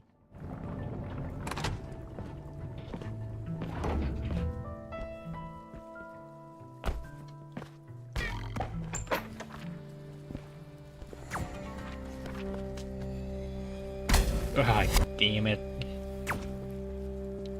Wait a sec. Okay, I need to get there first. So then there's this fun lair puzzle. So, again, kind of like there's a hunt in a bunch of worlds, there's a lair in a bunch of worlds, and it's kind of the same and it's kind of different. Now we have to use this mechanic of sending our shadow to knock down the chandelier, or at least that helps a lot, because this guy is not rewind immune. On the other hand, because he lives in both universes, both I and my shadow can bonk him. There's a lot of sending the shadow to bring down the chandelier, and lo and behold, we get another hit off the guy. I tried to lure the boss over to the side so that he would be under the shadow chandelier. I never quite got that right. And then I also tried to get both chandeliers to fall on him. Anyway, I didn't end up achieving any double taps. I just sent my shadow in 5 times, and yeah, well, that works. Every once in a while, I how can you do double tap taps by going back because I got fireballed. It's not immune to rewind. The other nice thing about this puzzle is we see this really stretched journey that we have to send our shadow on. I take it that the journey we have to send him on is kind of at the outer limits of how long the branch can be. Yeah, that was the idea here, is put the lever very far to the left and the door very far to the right, and you can't really do it from the right end of the level because he doesn't last that long, I believe. You kind of need to start here, maybe somewhere in the middle, go up, do the thing, right? Pull the lever. You each have a job to do, and you both have to start from that place somewhere in the middle. And I think that took me a try or two, but it was, it was pleasing because this is kind of the first point where we need to ride up against that limit on his life expectancy or branching time or whatever it is. Yeah, design-wise, this is, again, one of those things where there's puzzle tolerances in mind, like how slowly does the door go up? How long does it stay open and shut? Sure. And the tolerances are actually As a designer, they're very easy here because there's no constraint really pushing it the other way, which is nice. Good Unlike point. the other ones I've been talking about. On this one, it's just like, well, there's nothing requiring me to make it either long or short. I just have complete freedom about picking it. You can be pretty relaxed about where in the middle you decide to do this from. Right. You know? It's interesting. So in some of these puzzles, Yes. the design had a very narrow window. Yes. In a couple of them, the execution for the player is twitchy. Mm-hmm. Is that like twitchy runtime and twitchy compile time or something? I don't know. Twitchy coding I time? certainly didn't think about that at the time. Yeah. I like the fact that a couple of the worlds end with a very nice minimal puzzle that lets you take what you've learned and Yeah, this gives one you- is again, it's like a little paradox. incredibly a little koan. minimal. You And know, this also one I takes a little solved bit it because it's like, well, we not have one key in the intentionally. world, but the key has a shadow, so one of us needs to open one gate, the other needs to open the other gate. How does that happen? Because if we try to, quote, program the guy and just head into the gate, Yeah, I wonder if they well, it mentioned just that uses up option. the key and then it's broken and it's not rewindable. My solution to this, actually, which I was quite proud of, is significantly more elaborate than the simplest solution. I bonked the guy, didn't take the key, then I went up and stood by the gate without the key. Yeah. But before bonking him, I did a motion such that my shadow self then picked up the key and took the shadow key to the gate, Yeah, but that's I not then how went it back, happened actually. picked up the real key, and opened the other gate. Aren't you proud of me? I guess. This is like way more complicated. I'm still than not the sure simplest how you solution. do the motion. Yeah. The solution I had in mind when I did this is was just to come significantly up with simpler, something a little bit simpler, right? So the problem is, of course, which if also you, uses the mechanic in a nice yeah, way. So if you use the key in your universe ever, right, it's gone. The point being, though, you can generate an infinite number of shadow guys with shadow keys, so it doesn't matter if his goes away, right? What? Right. And so the simplest way to do it is Jesus. just aim yourself and just rewind before you hit Oh. the gate. And this platform is placed so Oh. you can do a nice ballistic motion. and again, because he does what you do, Yeah. as opposed to going where you went, Okay. his ballistic motion continues, even though you never. Yeah, I went kind of there. did the Yeah, this same is the thing, minimalist but version of the level, because if I wanted to do the shock version of the level, I could have put like 9 gates in a row, and you would have been like, "Oh, this is completely absurd," and it would have been a little tweakier, but maybe I could have figured out a way to make it like nice, but you know, you can jump actually standing right before the gate, and as long as you rewind, you know, the guy will hit it, and that's sort of the speed run way to do it, right? all right. Yeah, it took me a long time to figure out, and I saw this solution that Moriarty suggested, but how he explained it wasn't really how it actually happened. So he thinks that the shadow picked up the key, but it's not true. As you rewind back, you pick up the key, and that's why the shadow has the key in the first place. Because, like, it's kind of hard to show. 'Cause that's basically the rule. If I pick up the key right now, the shadow is going to have the key, even though... Yeah. But then... Oop.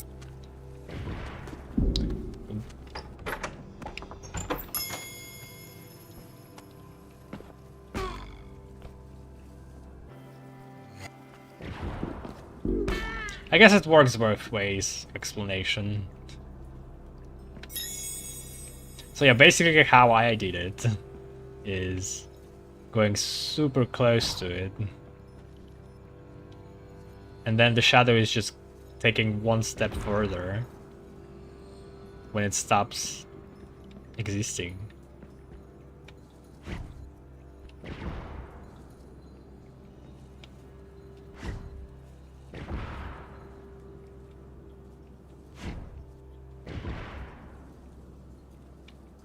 Shit. I don't know how I did that.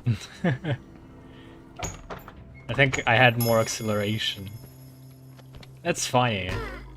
The solution was like much easier. Yeah, yeah. You just do acceleration.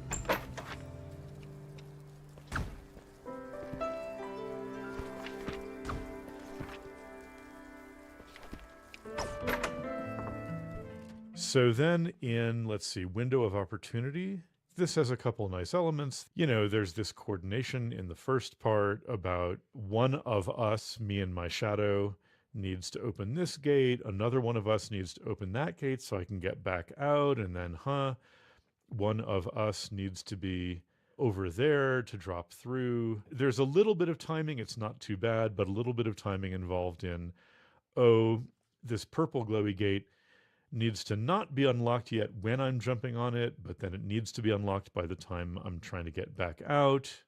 And, you know, a little bit of execution, but not bad.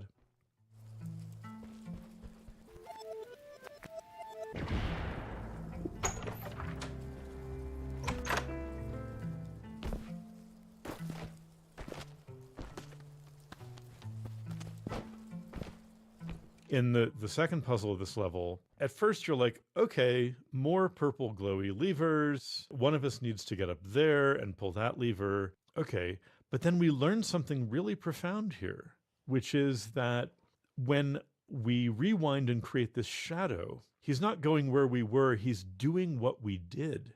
So that means we've now seen 3 versions of what it means to go back into the past. One is rewind. One is moving to the left in the space equals time world. And now there's... It's kind of weird. Getting him to do the things we programmed him to do in the past, but interacting with... Because, like, before, when you rewind and create a shadow, the platforms also have their own shadow. And they stand on these platforms. So why doesn't it stay on the shadow platform and actually affected by our real platform? Isn't it like inconsistency then? But interacting with the world as it is now. Well, you know, from the design standpoint, it's actually much simpler to implement, like just putting the guy in history where you were, right? It's basically just doing rewind on a shadow universe. But I wanted it to be different. I wanted it to be reenacting what you did, but with possible differences in the world state, because that's just more interesting. And it's more, you know, in my mind, fictionally, what this is in the game is like, there's a different reality. It's, you know, it forks at some point. It has you in it. And it's a little weird, but, you know, this game's a little weird. I mean, in terms of the metaphors and the surrounding story, it's like, well, we all wish that we could have done things differently. We feel that there are these endlessly branching realities. And wouldn't it be great if we could cross that parallel world or cooperate across that branching sometimes? I think the other thing I like about this puzzle is that he's these 2 levers and these 2 platforms. It's not clear like who should do what. And so I think I tried a couple of times solutions where it was my normal self riding up the large platform in order to reach the lower lever. And you try that a couple times and there doesn't seem to be a way to do it. And, oh, can I send him onto the little platform on the pillow? How do I get him over? Could he get the puzzle piece for me? So it's one of these nice, I think, puzzle design elements where there are several things that look like hopeful strategies. But you can't send your shadow to get the puzzle piece. But the one that does work forces you glow purple. to learn this new thing about the mechanic. Yeah, and as a designer, I actually expect people mostly to try what you were just saying first, because it seems more direct action, right? To do things that way. And in fact, you can, if you're super tweaky, you can get your shadow guy up there to the puzzle piece. But the puzzle piece isn't shared between universes, so he gets it, but you don't. Yeah, exactly. It does not have the purple glow. Good point. Yeah. It'd be nice if it was. Filters out, maybe he's still going on and living his life, but you can no longer interact. Maybe.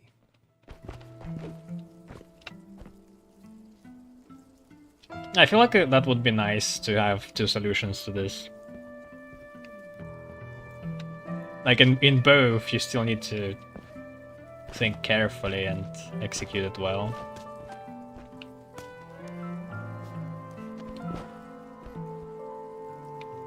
But that's, I guess, in one of them you learn that shadows can interact with the switches.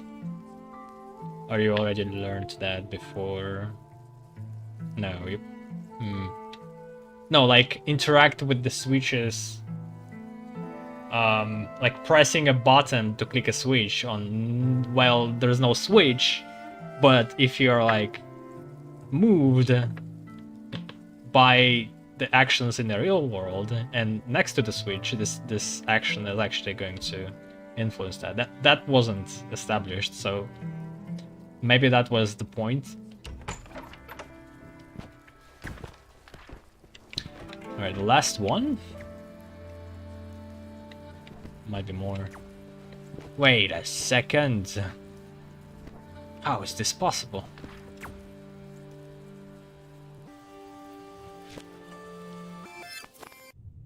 Shit. So I can't... Can't get there in time. Can I influence this cannon somehow?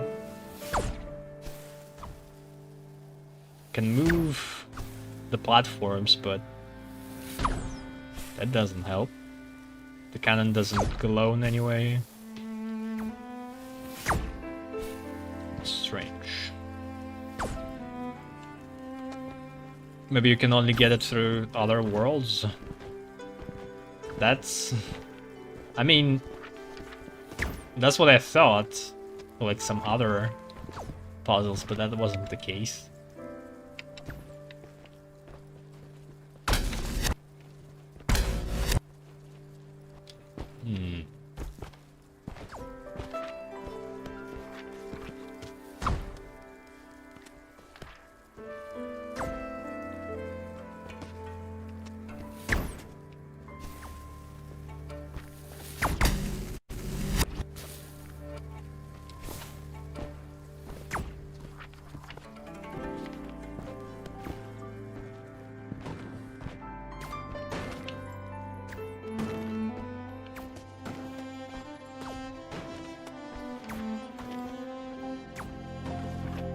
Oh, those are golden.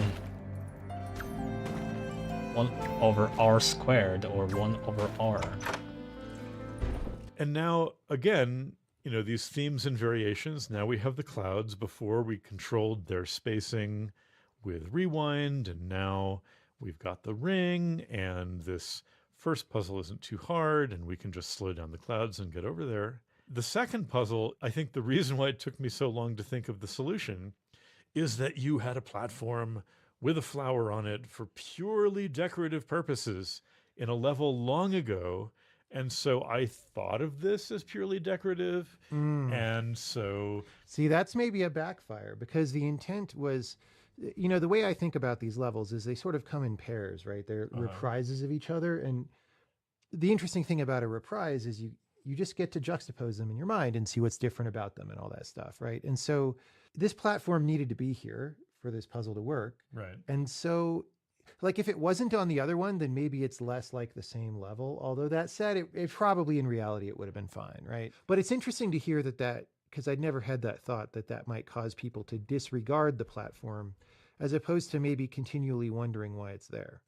Right. I guess for me, I read this as a bit of clever misdirection because I was used to the idea that that was just decoration. But you got it eventually. I got Or it did eventually. You cheat off the internet. I did not cheat off the internet. I did get it eventually. The other nice thing here is the influence of the ring is pretty long range. You know, visually it looks like it might not change things outside the circle, but it changes things from quite far away. And is it a 1/r squared rule? If I remember correctly, it is a 1/r rule because it's 2 dimensions. Ah, yes, because that's how gravity would work in 2 dimensions. In 3D, we all know about these 1/r squared laws, and that's because if you take a sphere that's equidistant from any given point and then you enlarge it, right? And the lines of force are getting spread out, and according to Gauss's law, sorry, I'm This geeking is out your here. wheelhouse right here. Yeah. When it comes to something like this, I had that idea from the beginning that like, oh, it's probably r instead of r squared. But I did try r squared, and it And just fell wasn't off too quickly. Yeah, it just wasn't that good. Like you want this feeling of like going into molasses and things are Right. slowing down. Right? And when it's r squared, it's much more like you're in the circle or you're not. With a fringe around it, but the fringe is hard to like problem solve with because you don't get it's very yeah.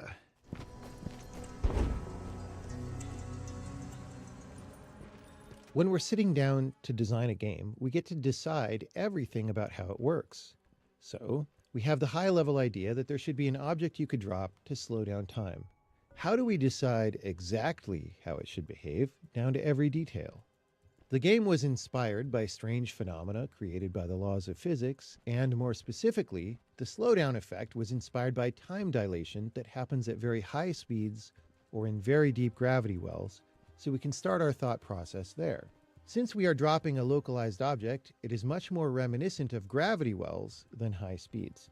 The thing about gravity, or any other physical force, is that it is proportional to 1 divided by the squared distance between the two objects exchanging the force. A simplified way of thinking about this 1 over r squared function is that it's happening because a given amount of force is produced at one place, then the waves or particles emanate out from that point in an ever-expanding sphere. As these mediating particles go out, their density decreases with the surface area of that sphere, which is proportional to r squared in the 3 dimensions of our world. 1 over r squared, and other functions like it, are continuous, so they change gradually with changes in spatial position. 1 over r squared changes very quickly when you're close to the origin, but very slowly in a way that creates only subtle analog differences when you get further out. Analog things are hard to deal with in puzzle games. In general, discrete things are easier for the player to reason about, and easier for the designer to make sure the gameplay experience is clean and not fiddly and not weird.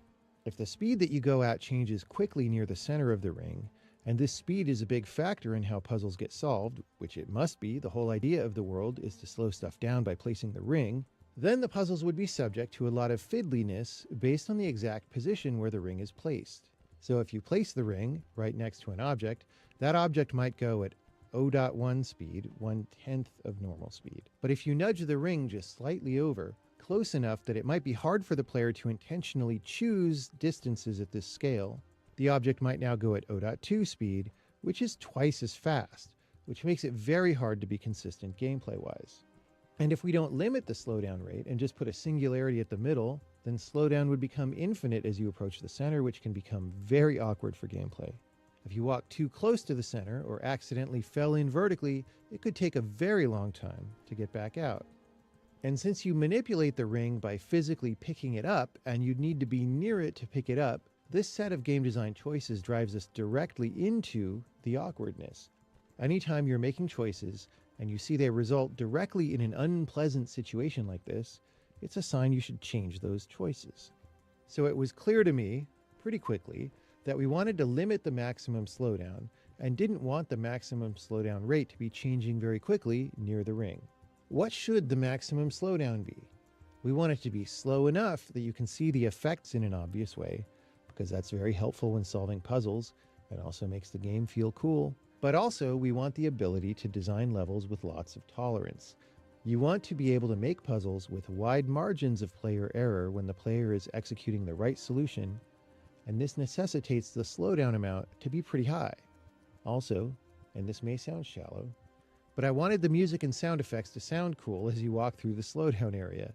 At some basic level, the game is about seeing and feeling time distortion, so this may actually be less shallow than it seems.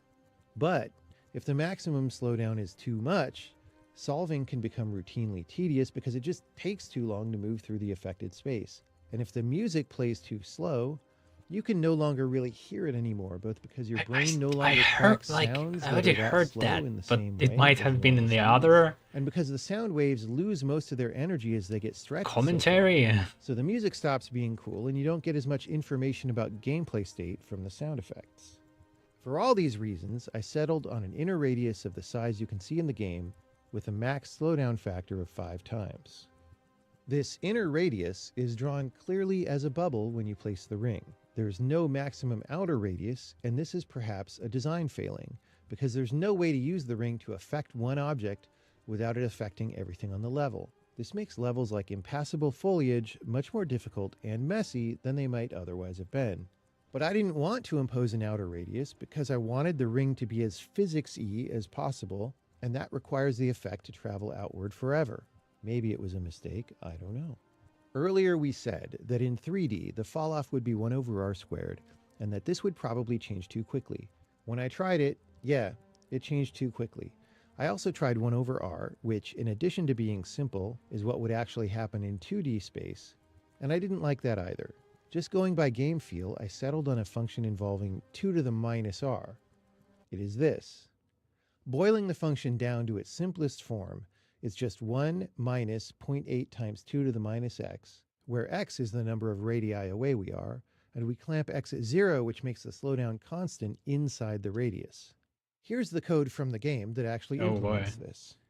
You can imagine how you might What like language to is change this this? behavior and what the consequences would be.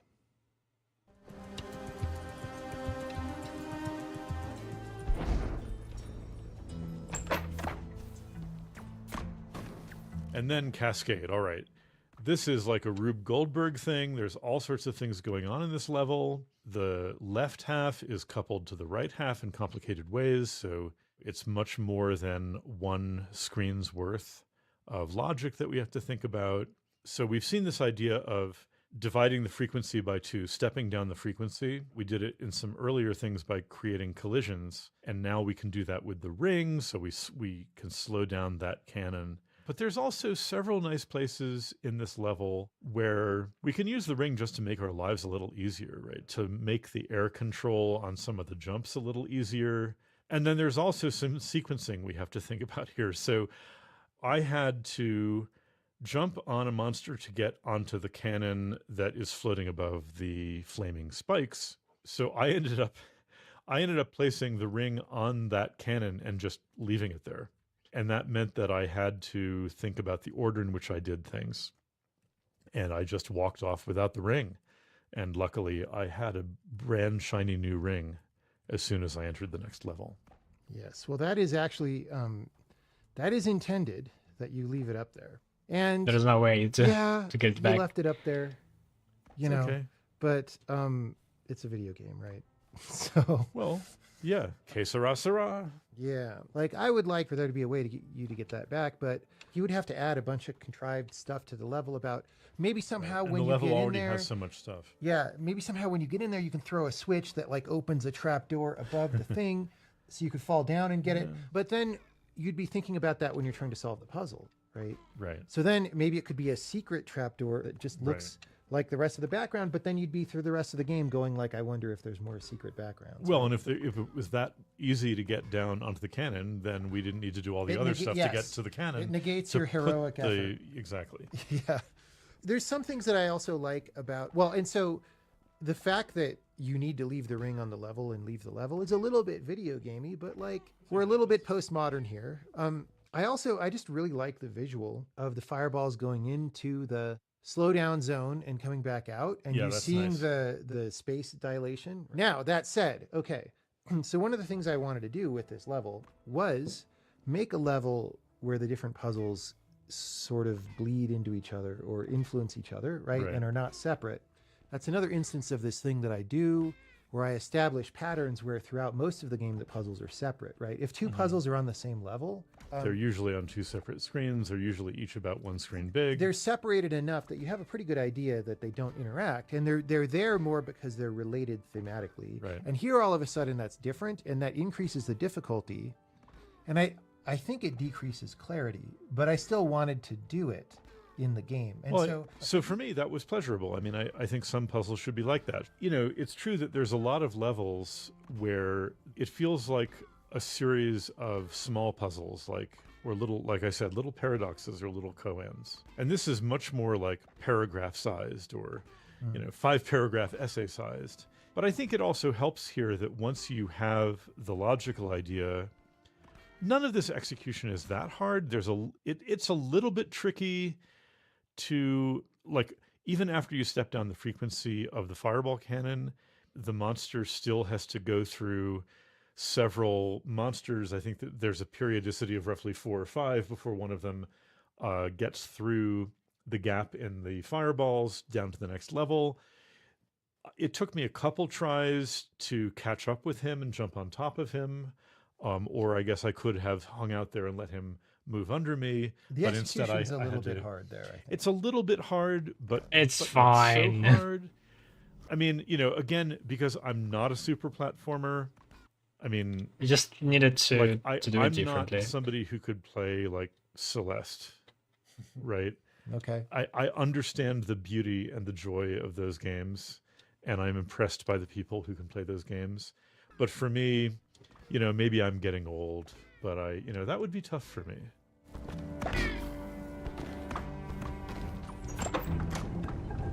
I feel like old people enjoy the platformers more. The next level, Impassable Foliage, this one was one of the harder ones for me, but I think that's because there was an idea I was missing.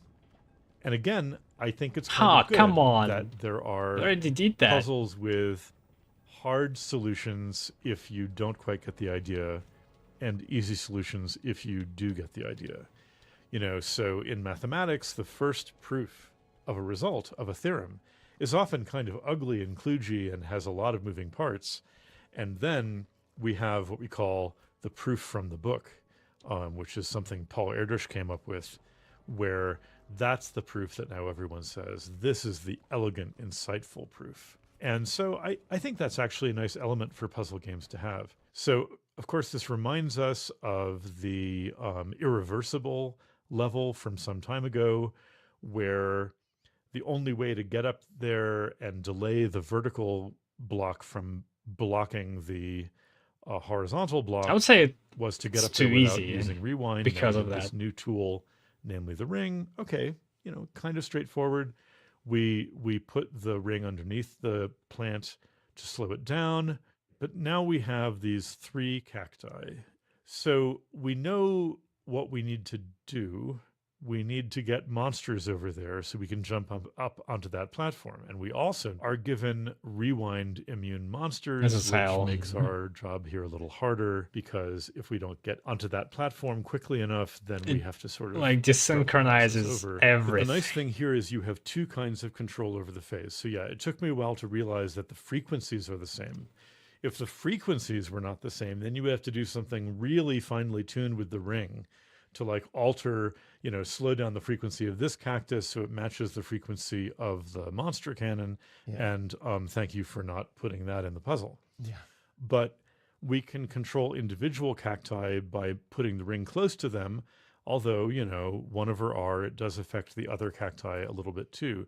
But we can also use rewind to touch up the overall phase and that of all helps. 3 cacti at once. That helps. I like puzzle games where there is an analog element to them, either to the setting or the solution. Yeah. I like World of Goo. Yeah. I mean, World analog of can Goo. become very messy if you're not careful, which is why you don't see it too often, but it can be an interesting space to explore.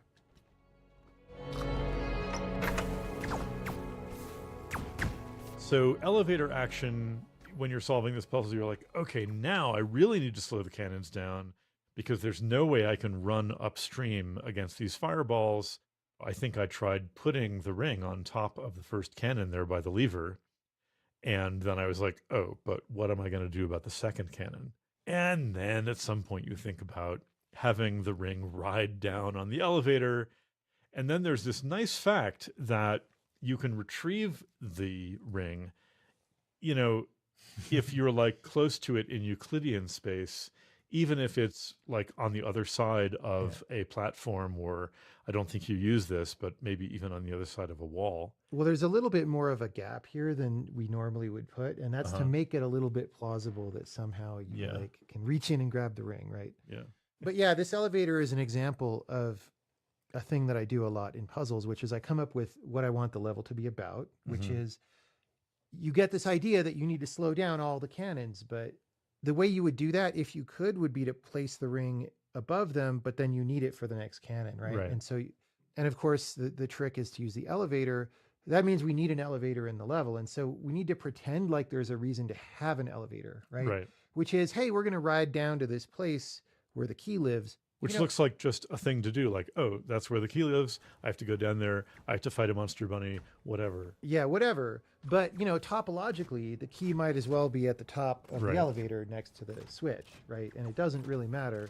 Now, we did manage to put some other special puzzles in the game that also involve the elevator, right? And so Yeah. I get multiple uses out of it. But it's a fun thing to do as a level designer, to have a plausible excuse for something that then turns around and is instrumental in a clever puzzle solution, right? Now, you could imagine, for example, that I did put the key right at the top next to the switch, and then there's just like an elevator that doesn't go anywhere. Yeah. And then you know that you're supposed to use that in the puzzle, and it doesn't feel that good to figure that out, right? Right. Because it's like, what's that stupid... Right. It could have been whatever. something you just have to jump down and then you ride the elevator back up. But actually, Because if you see an elevator and it's got no obvious use and you have a puzzle you're working on, you're like, I you used know that, this right? is a puzzle step. Whereas here you're like, I used it already. And so, Right. yeah. And that just helps it feel good. And it's something that I wish more games did more of, because it's really, it's really wonderful to see it done well.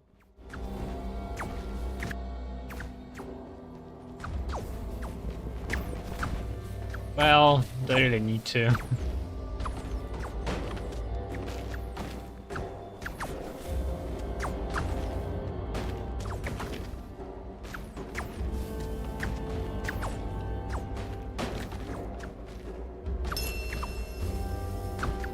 When you design puzzles, opportunities for artful excuses will arise to varying degrees. If you don't notice these opportunities, that's one way your puzzles can end up mysteriously subpar in a way you don't feel you understand or have any power to improve. But once you see the opportunities, exploiting them well is another matter. It can be pretty hard to make excuses that really work and are not too ugly. And there's a fine line between an excuse and a red herring, the traditional name for a deceptive anti-hint that leads the player down the wrong path entirely. Red herrings usually indicate bad puzzles. Now, it is possible to mislead in a delightful way, but that's another discussion completely and is almost never what designers are doing when they add red herrings. Most red herrings are cheap, low-skill tactics. Anyone could add them at any time to any puzzle, and they make puzzles seem less fair and less clear, which weakens the puzzle and the game as a whole. But I hope you can see the situation here is something a bit different from a red herring, though it is related.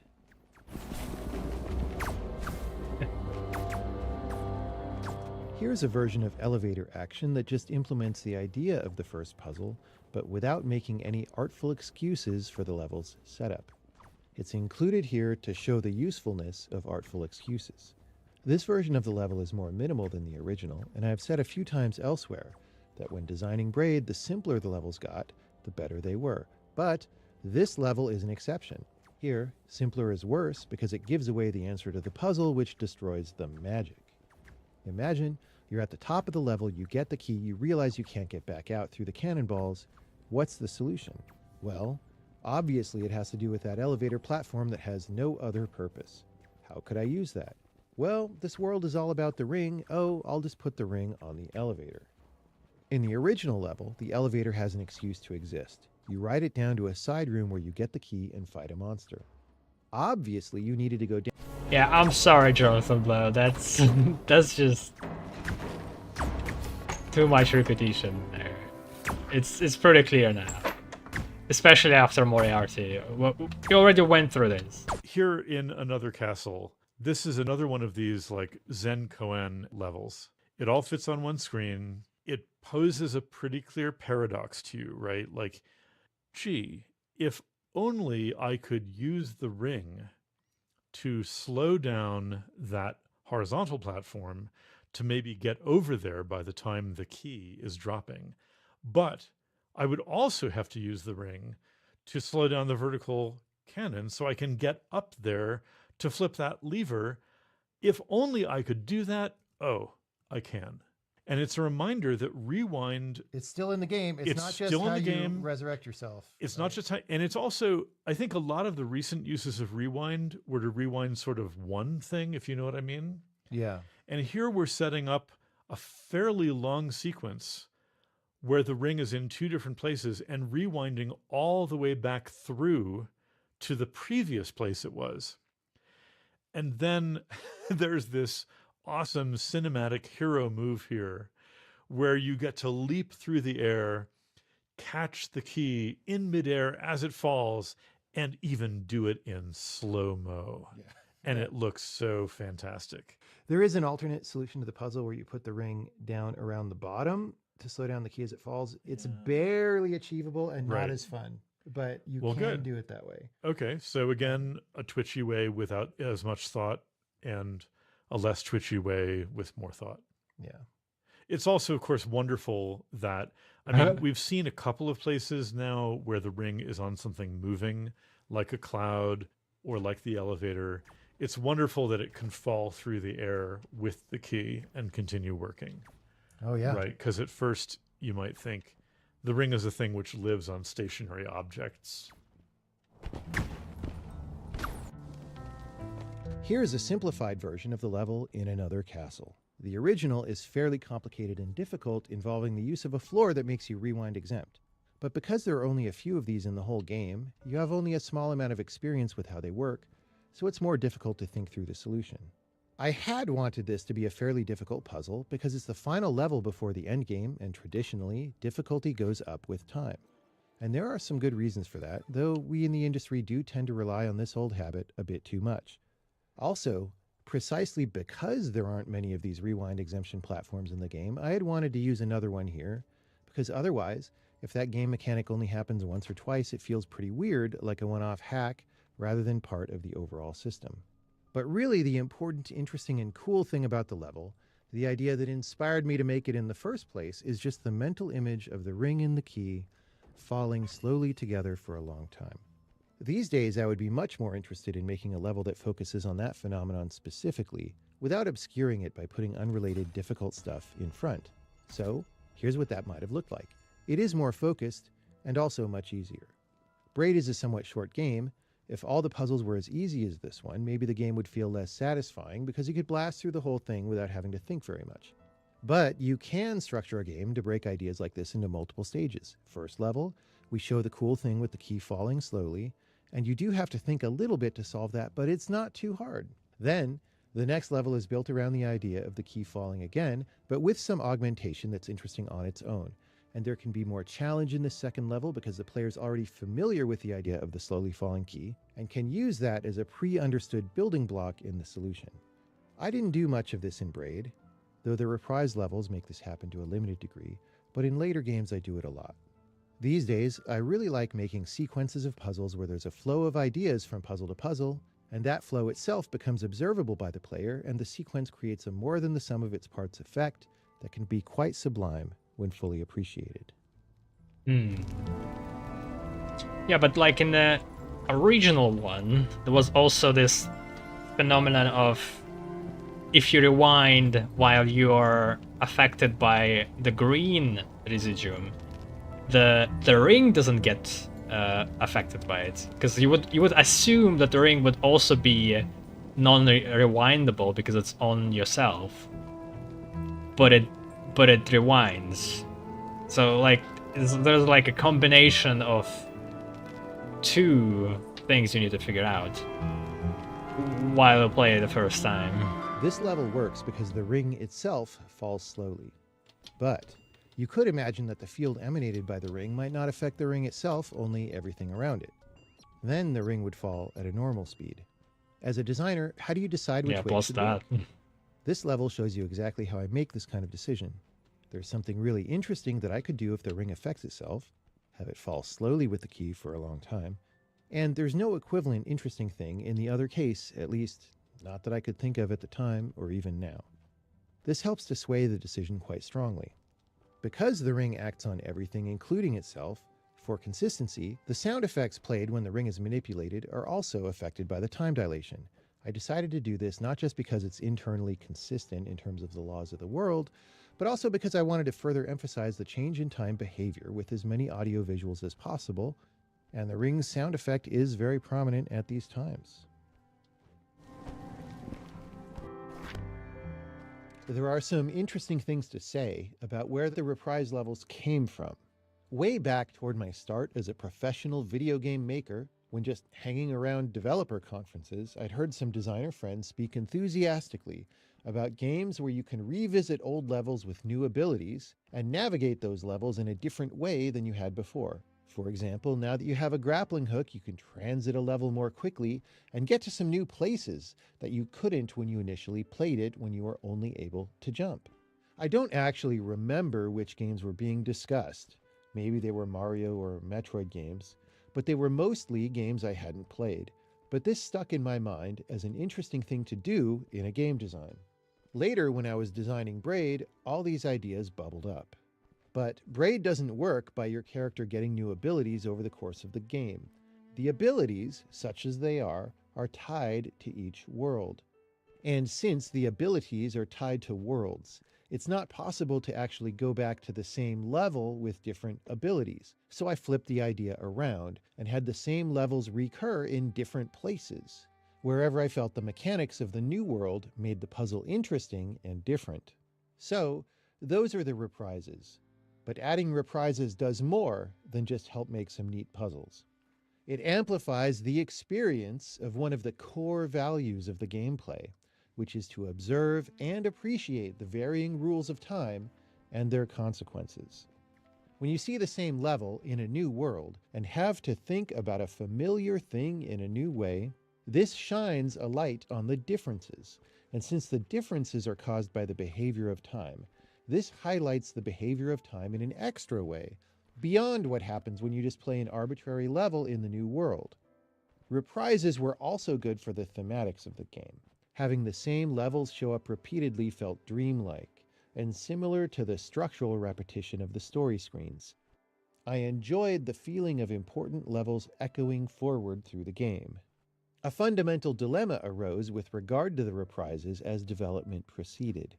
Early on, with The Pit, for example, I would just copy the entire level from one world to another and maybe tweak a monster position or something, but the level was visually recognizable as exactly the same. You could take screenshots of different versions of the level and they were barely different, and this felt important to me for recognizability. But when we started adding all the graphics, each world attained its own visual identity, and then there was a problem. I want the reprise levels to look exactly the same as each other to help maximize the feeling of recurrence, but the visuals of each world are very different from each other. So if the reprises look the same across worlds, they break the visual continuity internal to each world. They feel like they're interrupting, maybe so much that the player won't get a solid feeling of each world being an intact, consistent thing. And that's bad, because it would weaken the picture of the game being organized as a series of parallel worlds where time has consistent rules in each world. Because we're just talking about how levels look in a way that doesn't affect rules of the game, some mechanics-focused designers might minimize the importance of this question. But it's crucial to understand there are two different things going on here. There's the degree to which the game is coherently organized, worlds arranged in parallel with specific rules operating in each world. And then there's also the degree to which the player is able to see this organization, to appreciate and delight in it. My job as a designer is to help players see and delight in these structural arrangements. Because design is by default invisible, it is a common failure mode to design something that players are not sufficiently able to see and appreciate. So I wanted to be extra careful about this. The alternative choice was to decorate each instance of a reprising level according to the visual theme of the world it's in, which de-emphasizes the repriseness a bit. This is the way I went, and it still feels like the right decision to me. Often in game design, you run into problems like this, where you're trying to do two things, and those two things are fighting each other. These are problems you have to solve, but sometimes no solution seems good, and the fact that you can't make a perfect decision becomes one of the things that makes development psychologically difficult. You're investing so much energy trying to make the game as good as possible. And the ideas were so beautiful when they were abstract in your mind. But that's because early abstractions don't have enough concrete details to generate the real conflicts that will eventually occur. Damn, that was a lot. It seems like I already solved a bunch of reprisals. Reprises. Because there's like jumps. Oh wait. How is this one different?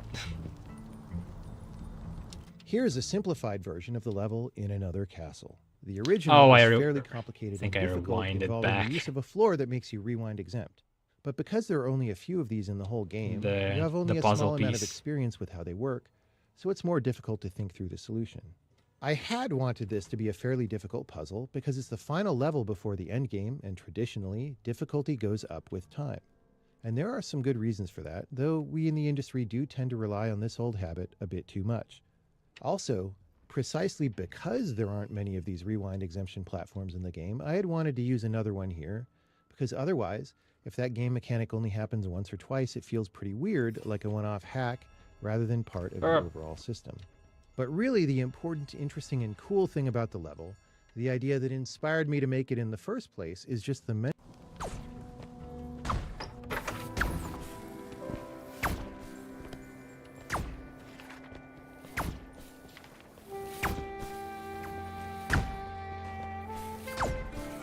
What is this one?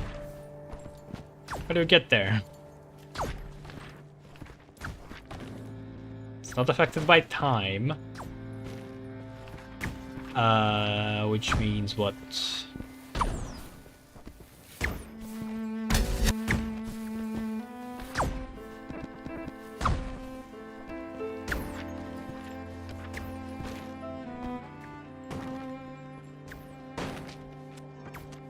Oh, I can be like invincible for a short time.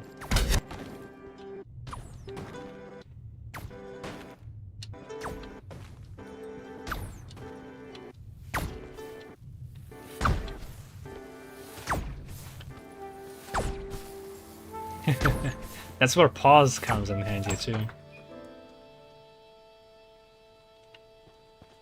Oh shit, that's not even a commentary anymore. What is this? Oh boy. Well, I know what to do.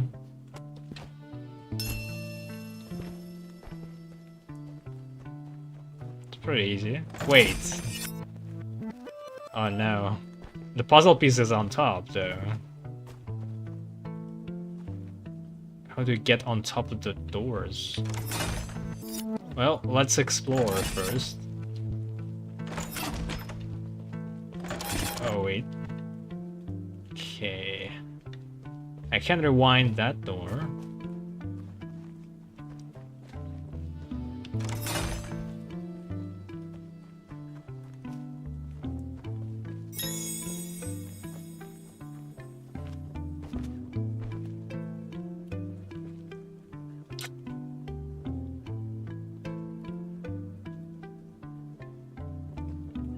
Why did I do that? Shit. Maybe it's still possible.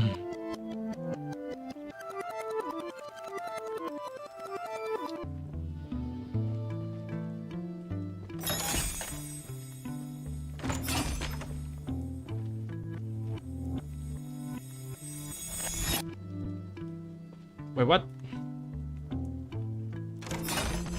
Oh yeah. Okay, pretty sure I need to restart the level. So, this time I'll unlock the normal one with the green one, which I should have done. But I'm still not sure how to get the other, like the puzzle piece on top.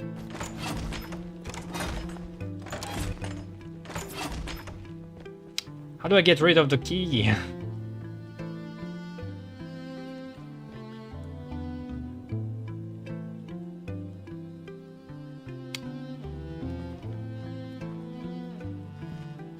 Oh wait, there's a tunnel here.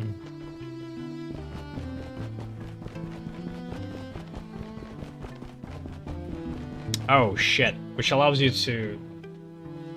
Okay, there's also green residuum. Okay, I can't get up there, but I can get down. And rewind everything, if I wanted to.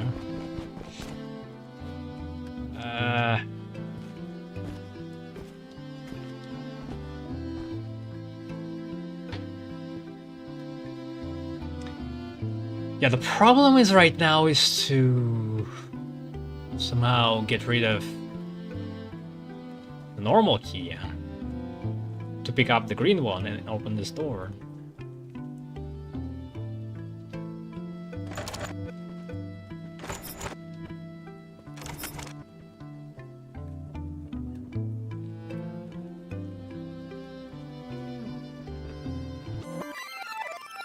Oh wait, I can rewind all the way back. When I never had the key. It would be the same.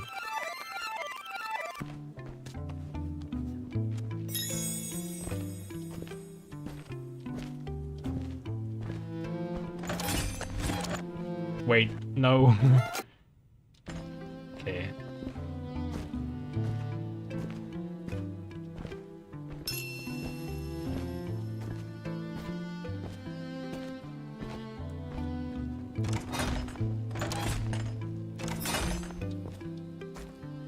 We've got the Joe.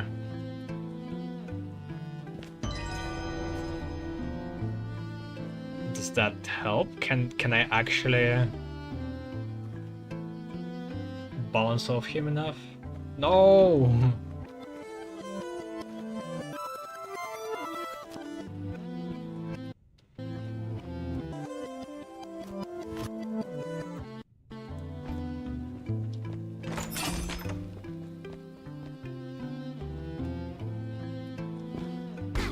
Yeah.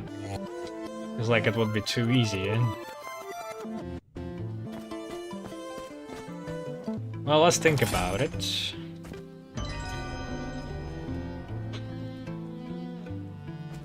Like, I could boost him up, but... then what? And then there's this. Which doesn't seem to be connected at all.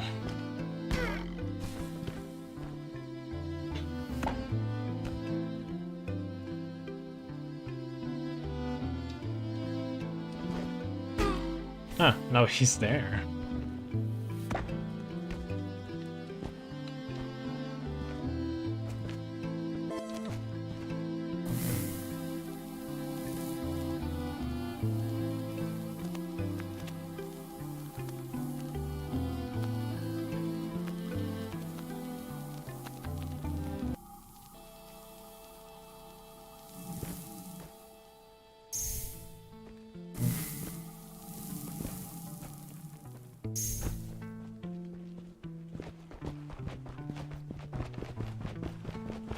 Well, now it's so fucking broken.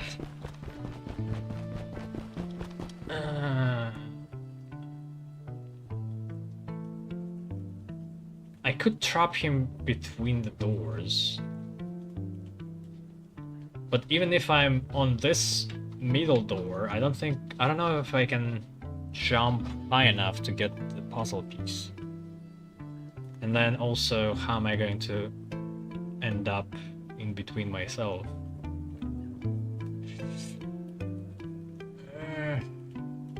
There's a purpose of this tunnel for some reason, which I don't quite understand. Like, the troll falls off here and then he just walks around at the bottom, but it seems like it just has no purpose. Unless... no. Like, you can't jump off him and get up. And this cannon, like, what the fuck is going on there?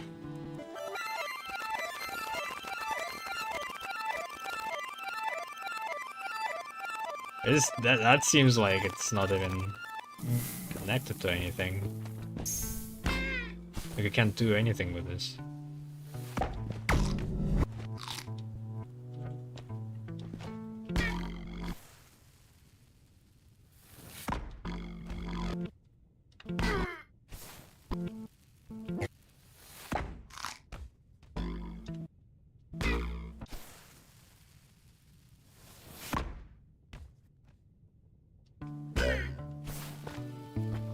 Well, what now?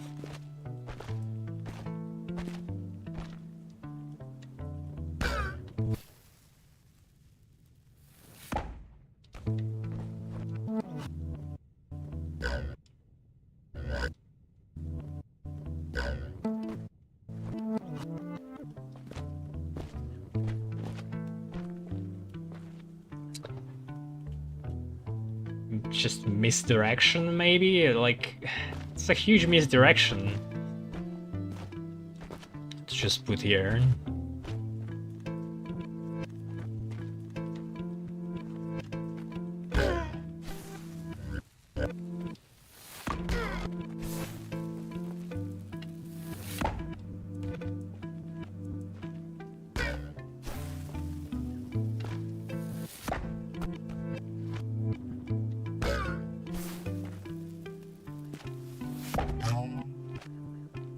Oh shit, that was accidental.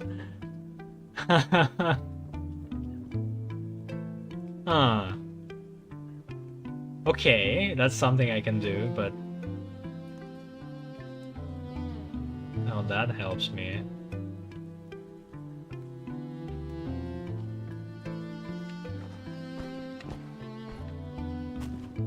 Yeah, so the purpose is not being above, the purpose is sending them up.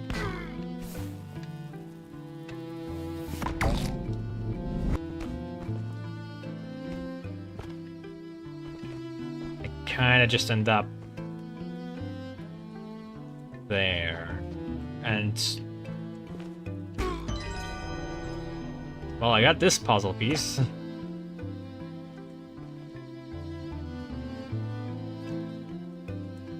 And then... guess I can do... can jump... Oop. Oops. I need to do it right. Oh, okay. It was actually high enough. Alright, that's the kind of levels I would like to play.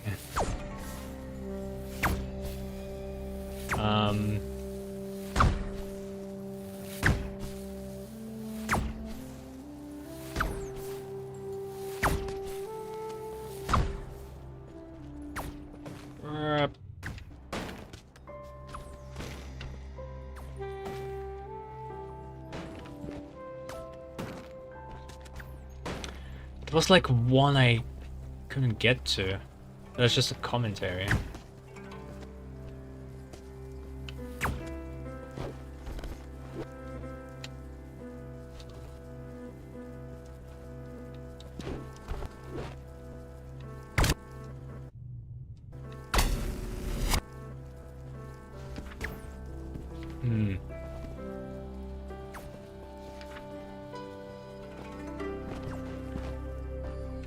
Okay, 1 second.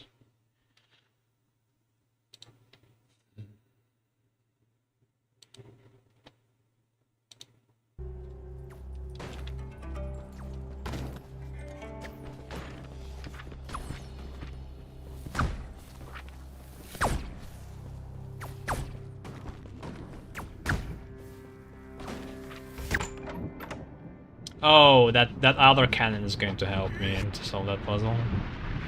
I actually don't have that much to say about World 1. I love, of course, the fact that it's World 1 and that the numbering goes backwards. That's a nice hint. You can read the text in the other direction if you want, and the flowers are closing instead of opening. I love how the music plays backwards, and you have to do 3 increasingly tricky things about riding backwards monsters. It's fun to think a little bit about the logic of like, well, wait, what is the monster's actual past? The monsters have two pasts that merge into the same present and future.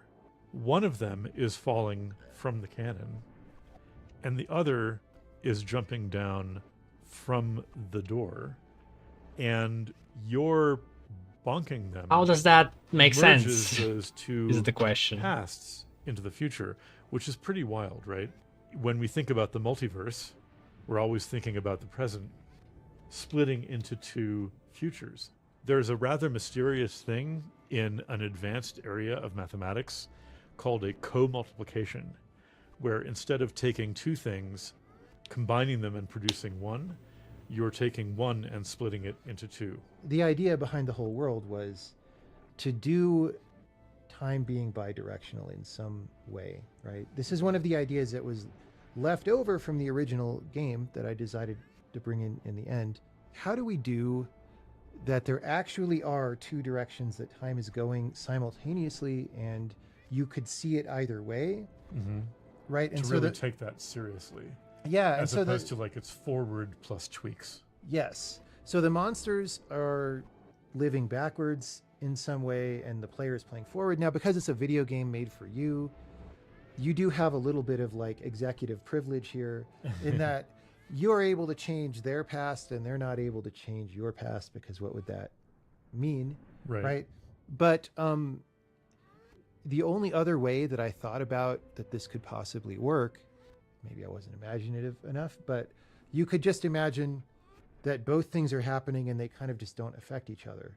But that's not very interesting, right? And so if you're going to affect the other direction of time, how does that work? And this is what I came up with for that. We could simply be observers in a multiplayer video game played by the trolls Yeah. going in the other direction, in which there is one really horrific enemy called Tim, but no, backwards, we're like a super friend who's always like resurrecting them and debunking them. Could be. And wow. Could be.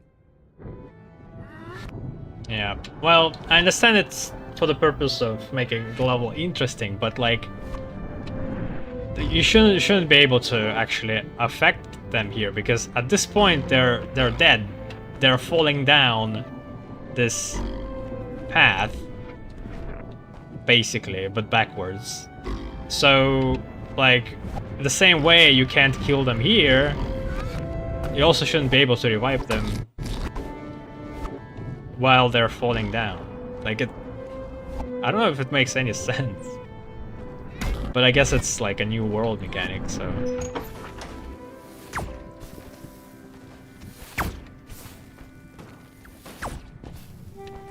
Alright, so yeah, that's for figuring out, I mean, to getting to one of the commentaries there. Up. Let's talk about the physics thing for a little bit that motivated this, which is, you know, there's this interesting thing about physical laws that they all appear to be valid bidirectionally, even going back to Newton's laws. Right. At least the microscopic ones. Yeah. And then even, you know, when you get to, you know, quantum mechanics and quantum field theory and all this stuff, it gets a little more complicated, but there's this thing called CPT invariance. Where you flip selected combinatorics of charge parity and time, and you get a valid system running in reverse, right? So that was just the inspiration for this whole world, was just like, what if we take that seriously? Because a game is a running system, it's a little universe, right? And it's not nearly as sophisticated or interesting as the actual universe, but we can use that because it's simpler. We can like focus, and then there's a certain kind of magic that we can do where you do something in the game that is not really possible in the real world, but it seems almost like it would be. Right. And we do a little bit of that in Witness too, right? But in this game, it's like, let's take that law of physics a little bit seriously, and how do we make it actually work? How do we give you that experience that forward and backward in time are equally valid, and create two equally valid perspectives, right? Like if I were living the opposite direction in time, everything would make sense to me. If I were some kind of creature for which entropy Right. appearing the reverse of what looks sensical to us made sense, right? Yeah. In the morning, you would unscramble an egg for breakfast, or Yes. well, you would eat the breakfast and then unscramble the egg. Mhm. Or- Yeah. or Uneat the ac- I also thought breakfast. about that. Yeah, this could get horrible if we follow it up. Yeah. I mean, I also love the background art here. We see these kind of steam vents or little volcanoes or whatever they are, with the smoke being drawn down into them. That's really cool. Which, of course, when you rewind, they appear Absolutely. the normal direction. And some things you can't really tell. So, like the little lightnings and stuff, it's like, oh, are those going forward or backward? It doesn't matter. I mean, I guess you could imagine some weird mechanics where, like, you have a move now which consists of unfalling from a platform. But I don't know how that would work, because, if it were really reverse time, you'd press the key after you unfell back up to the platform. Yeah, I thought about that kind of stuff, and I couldn't come up with anything. Yeah. Yeah, I don't know how that would work.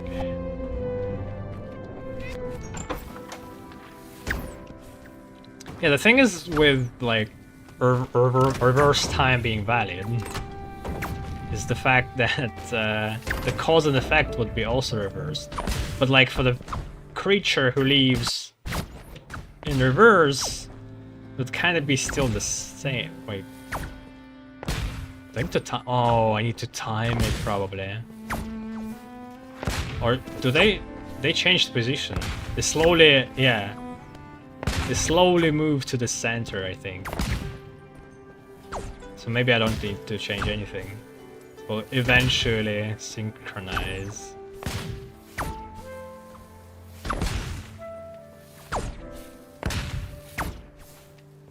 It can take some time. I need to get it here.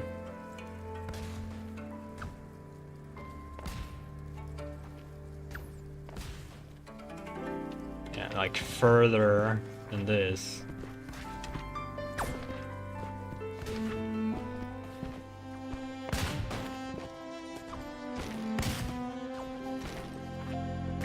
Yeah, let's say if you decided to go for a walk.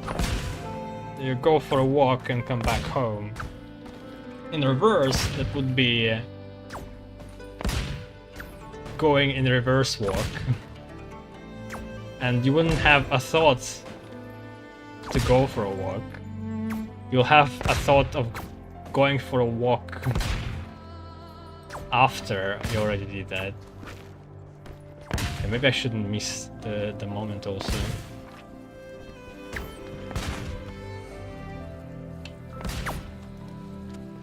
So like your idea of going for the walk would be like a memory to us. And our memories would be the ideas. But then like you would have this idea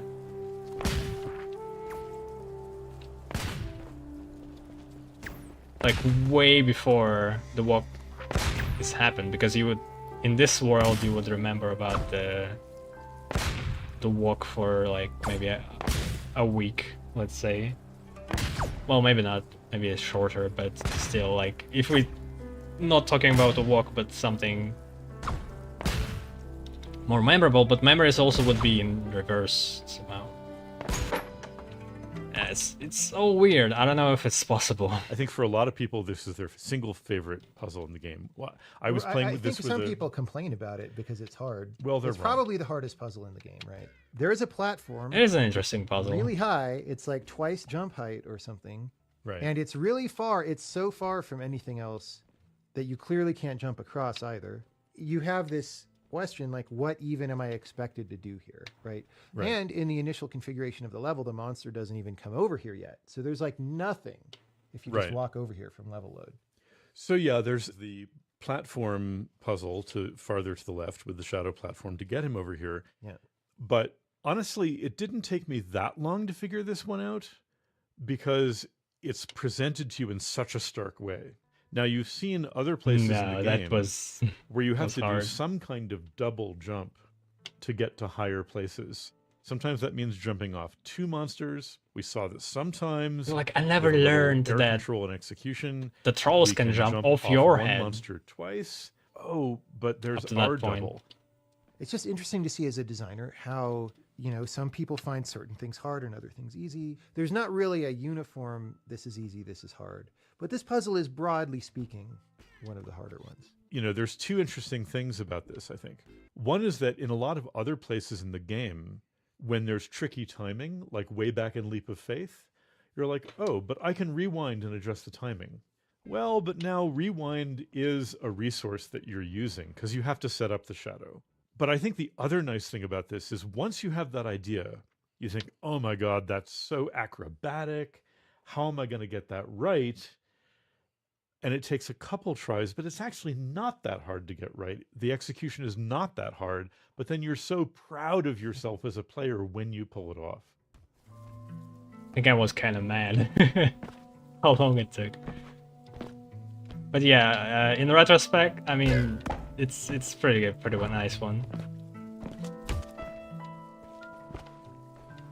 So let's see. The next one is Crossing the Gap. And this one has 2 elements I really like. So, you know, first there's this cool thing of, well, the cannon doesn't produce a troll unless I bunk that troll, but I want Pretty to be sure up here we when heard the cannon this one. produces a troll. So, oh, okay. I will send my shadow self down there to bunk the troll. No problem. That's kind of fun. A little bit of platform. But... oh, so this puzzle piece never appears in that level because they wanted you to solve this, the puzzle in this room. Figure it out. And is that it? Wish there was some kind of door to indicate that this is the end. Alright.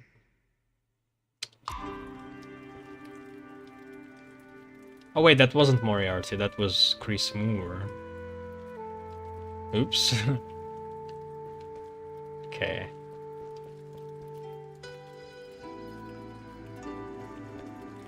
Maybe it's a good time to end. Where's Reprisals? I thought there would be like a door for it. Yeah, we got 2 pieces in this. This looks big, actually. Never mind. The pieces look small. There's no way to tell except for the image how they connect. Gotta be down. Probably this.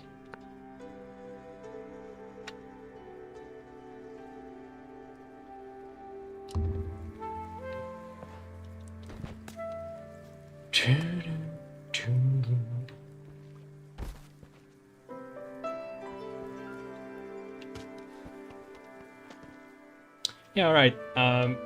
Going to end it here. Oh, there was a lot of commentary. Kinda want to just play more new levels. I really like that more. I mean, I don't know. It's just a lot of repetition of the same thing. They say good stuff. But I feel like it would be nicer if it was more concise. I mean, I think it's a problem of them not realizing how a person would listen to them, because, like, would you have a play test for the commentary? To have, like, people go through commentary and say what things they should think about, maybe removing or changing around. I think that's a bit of a problem, because there's some unnecessary things for sure.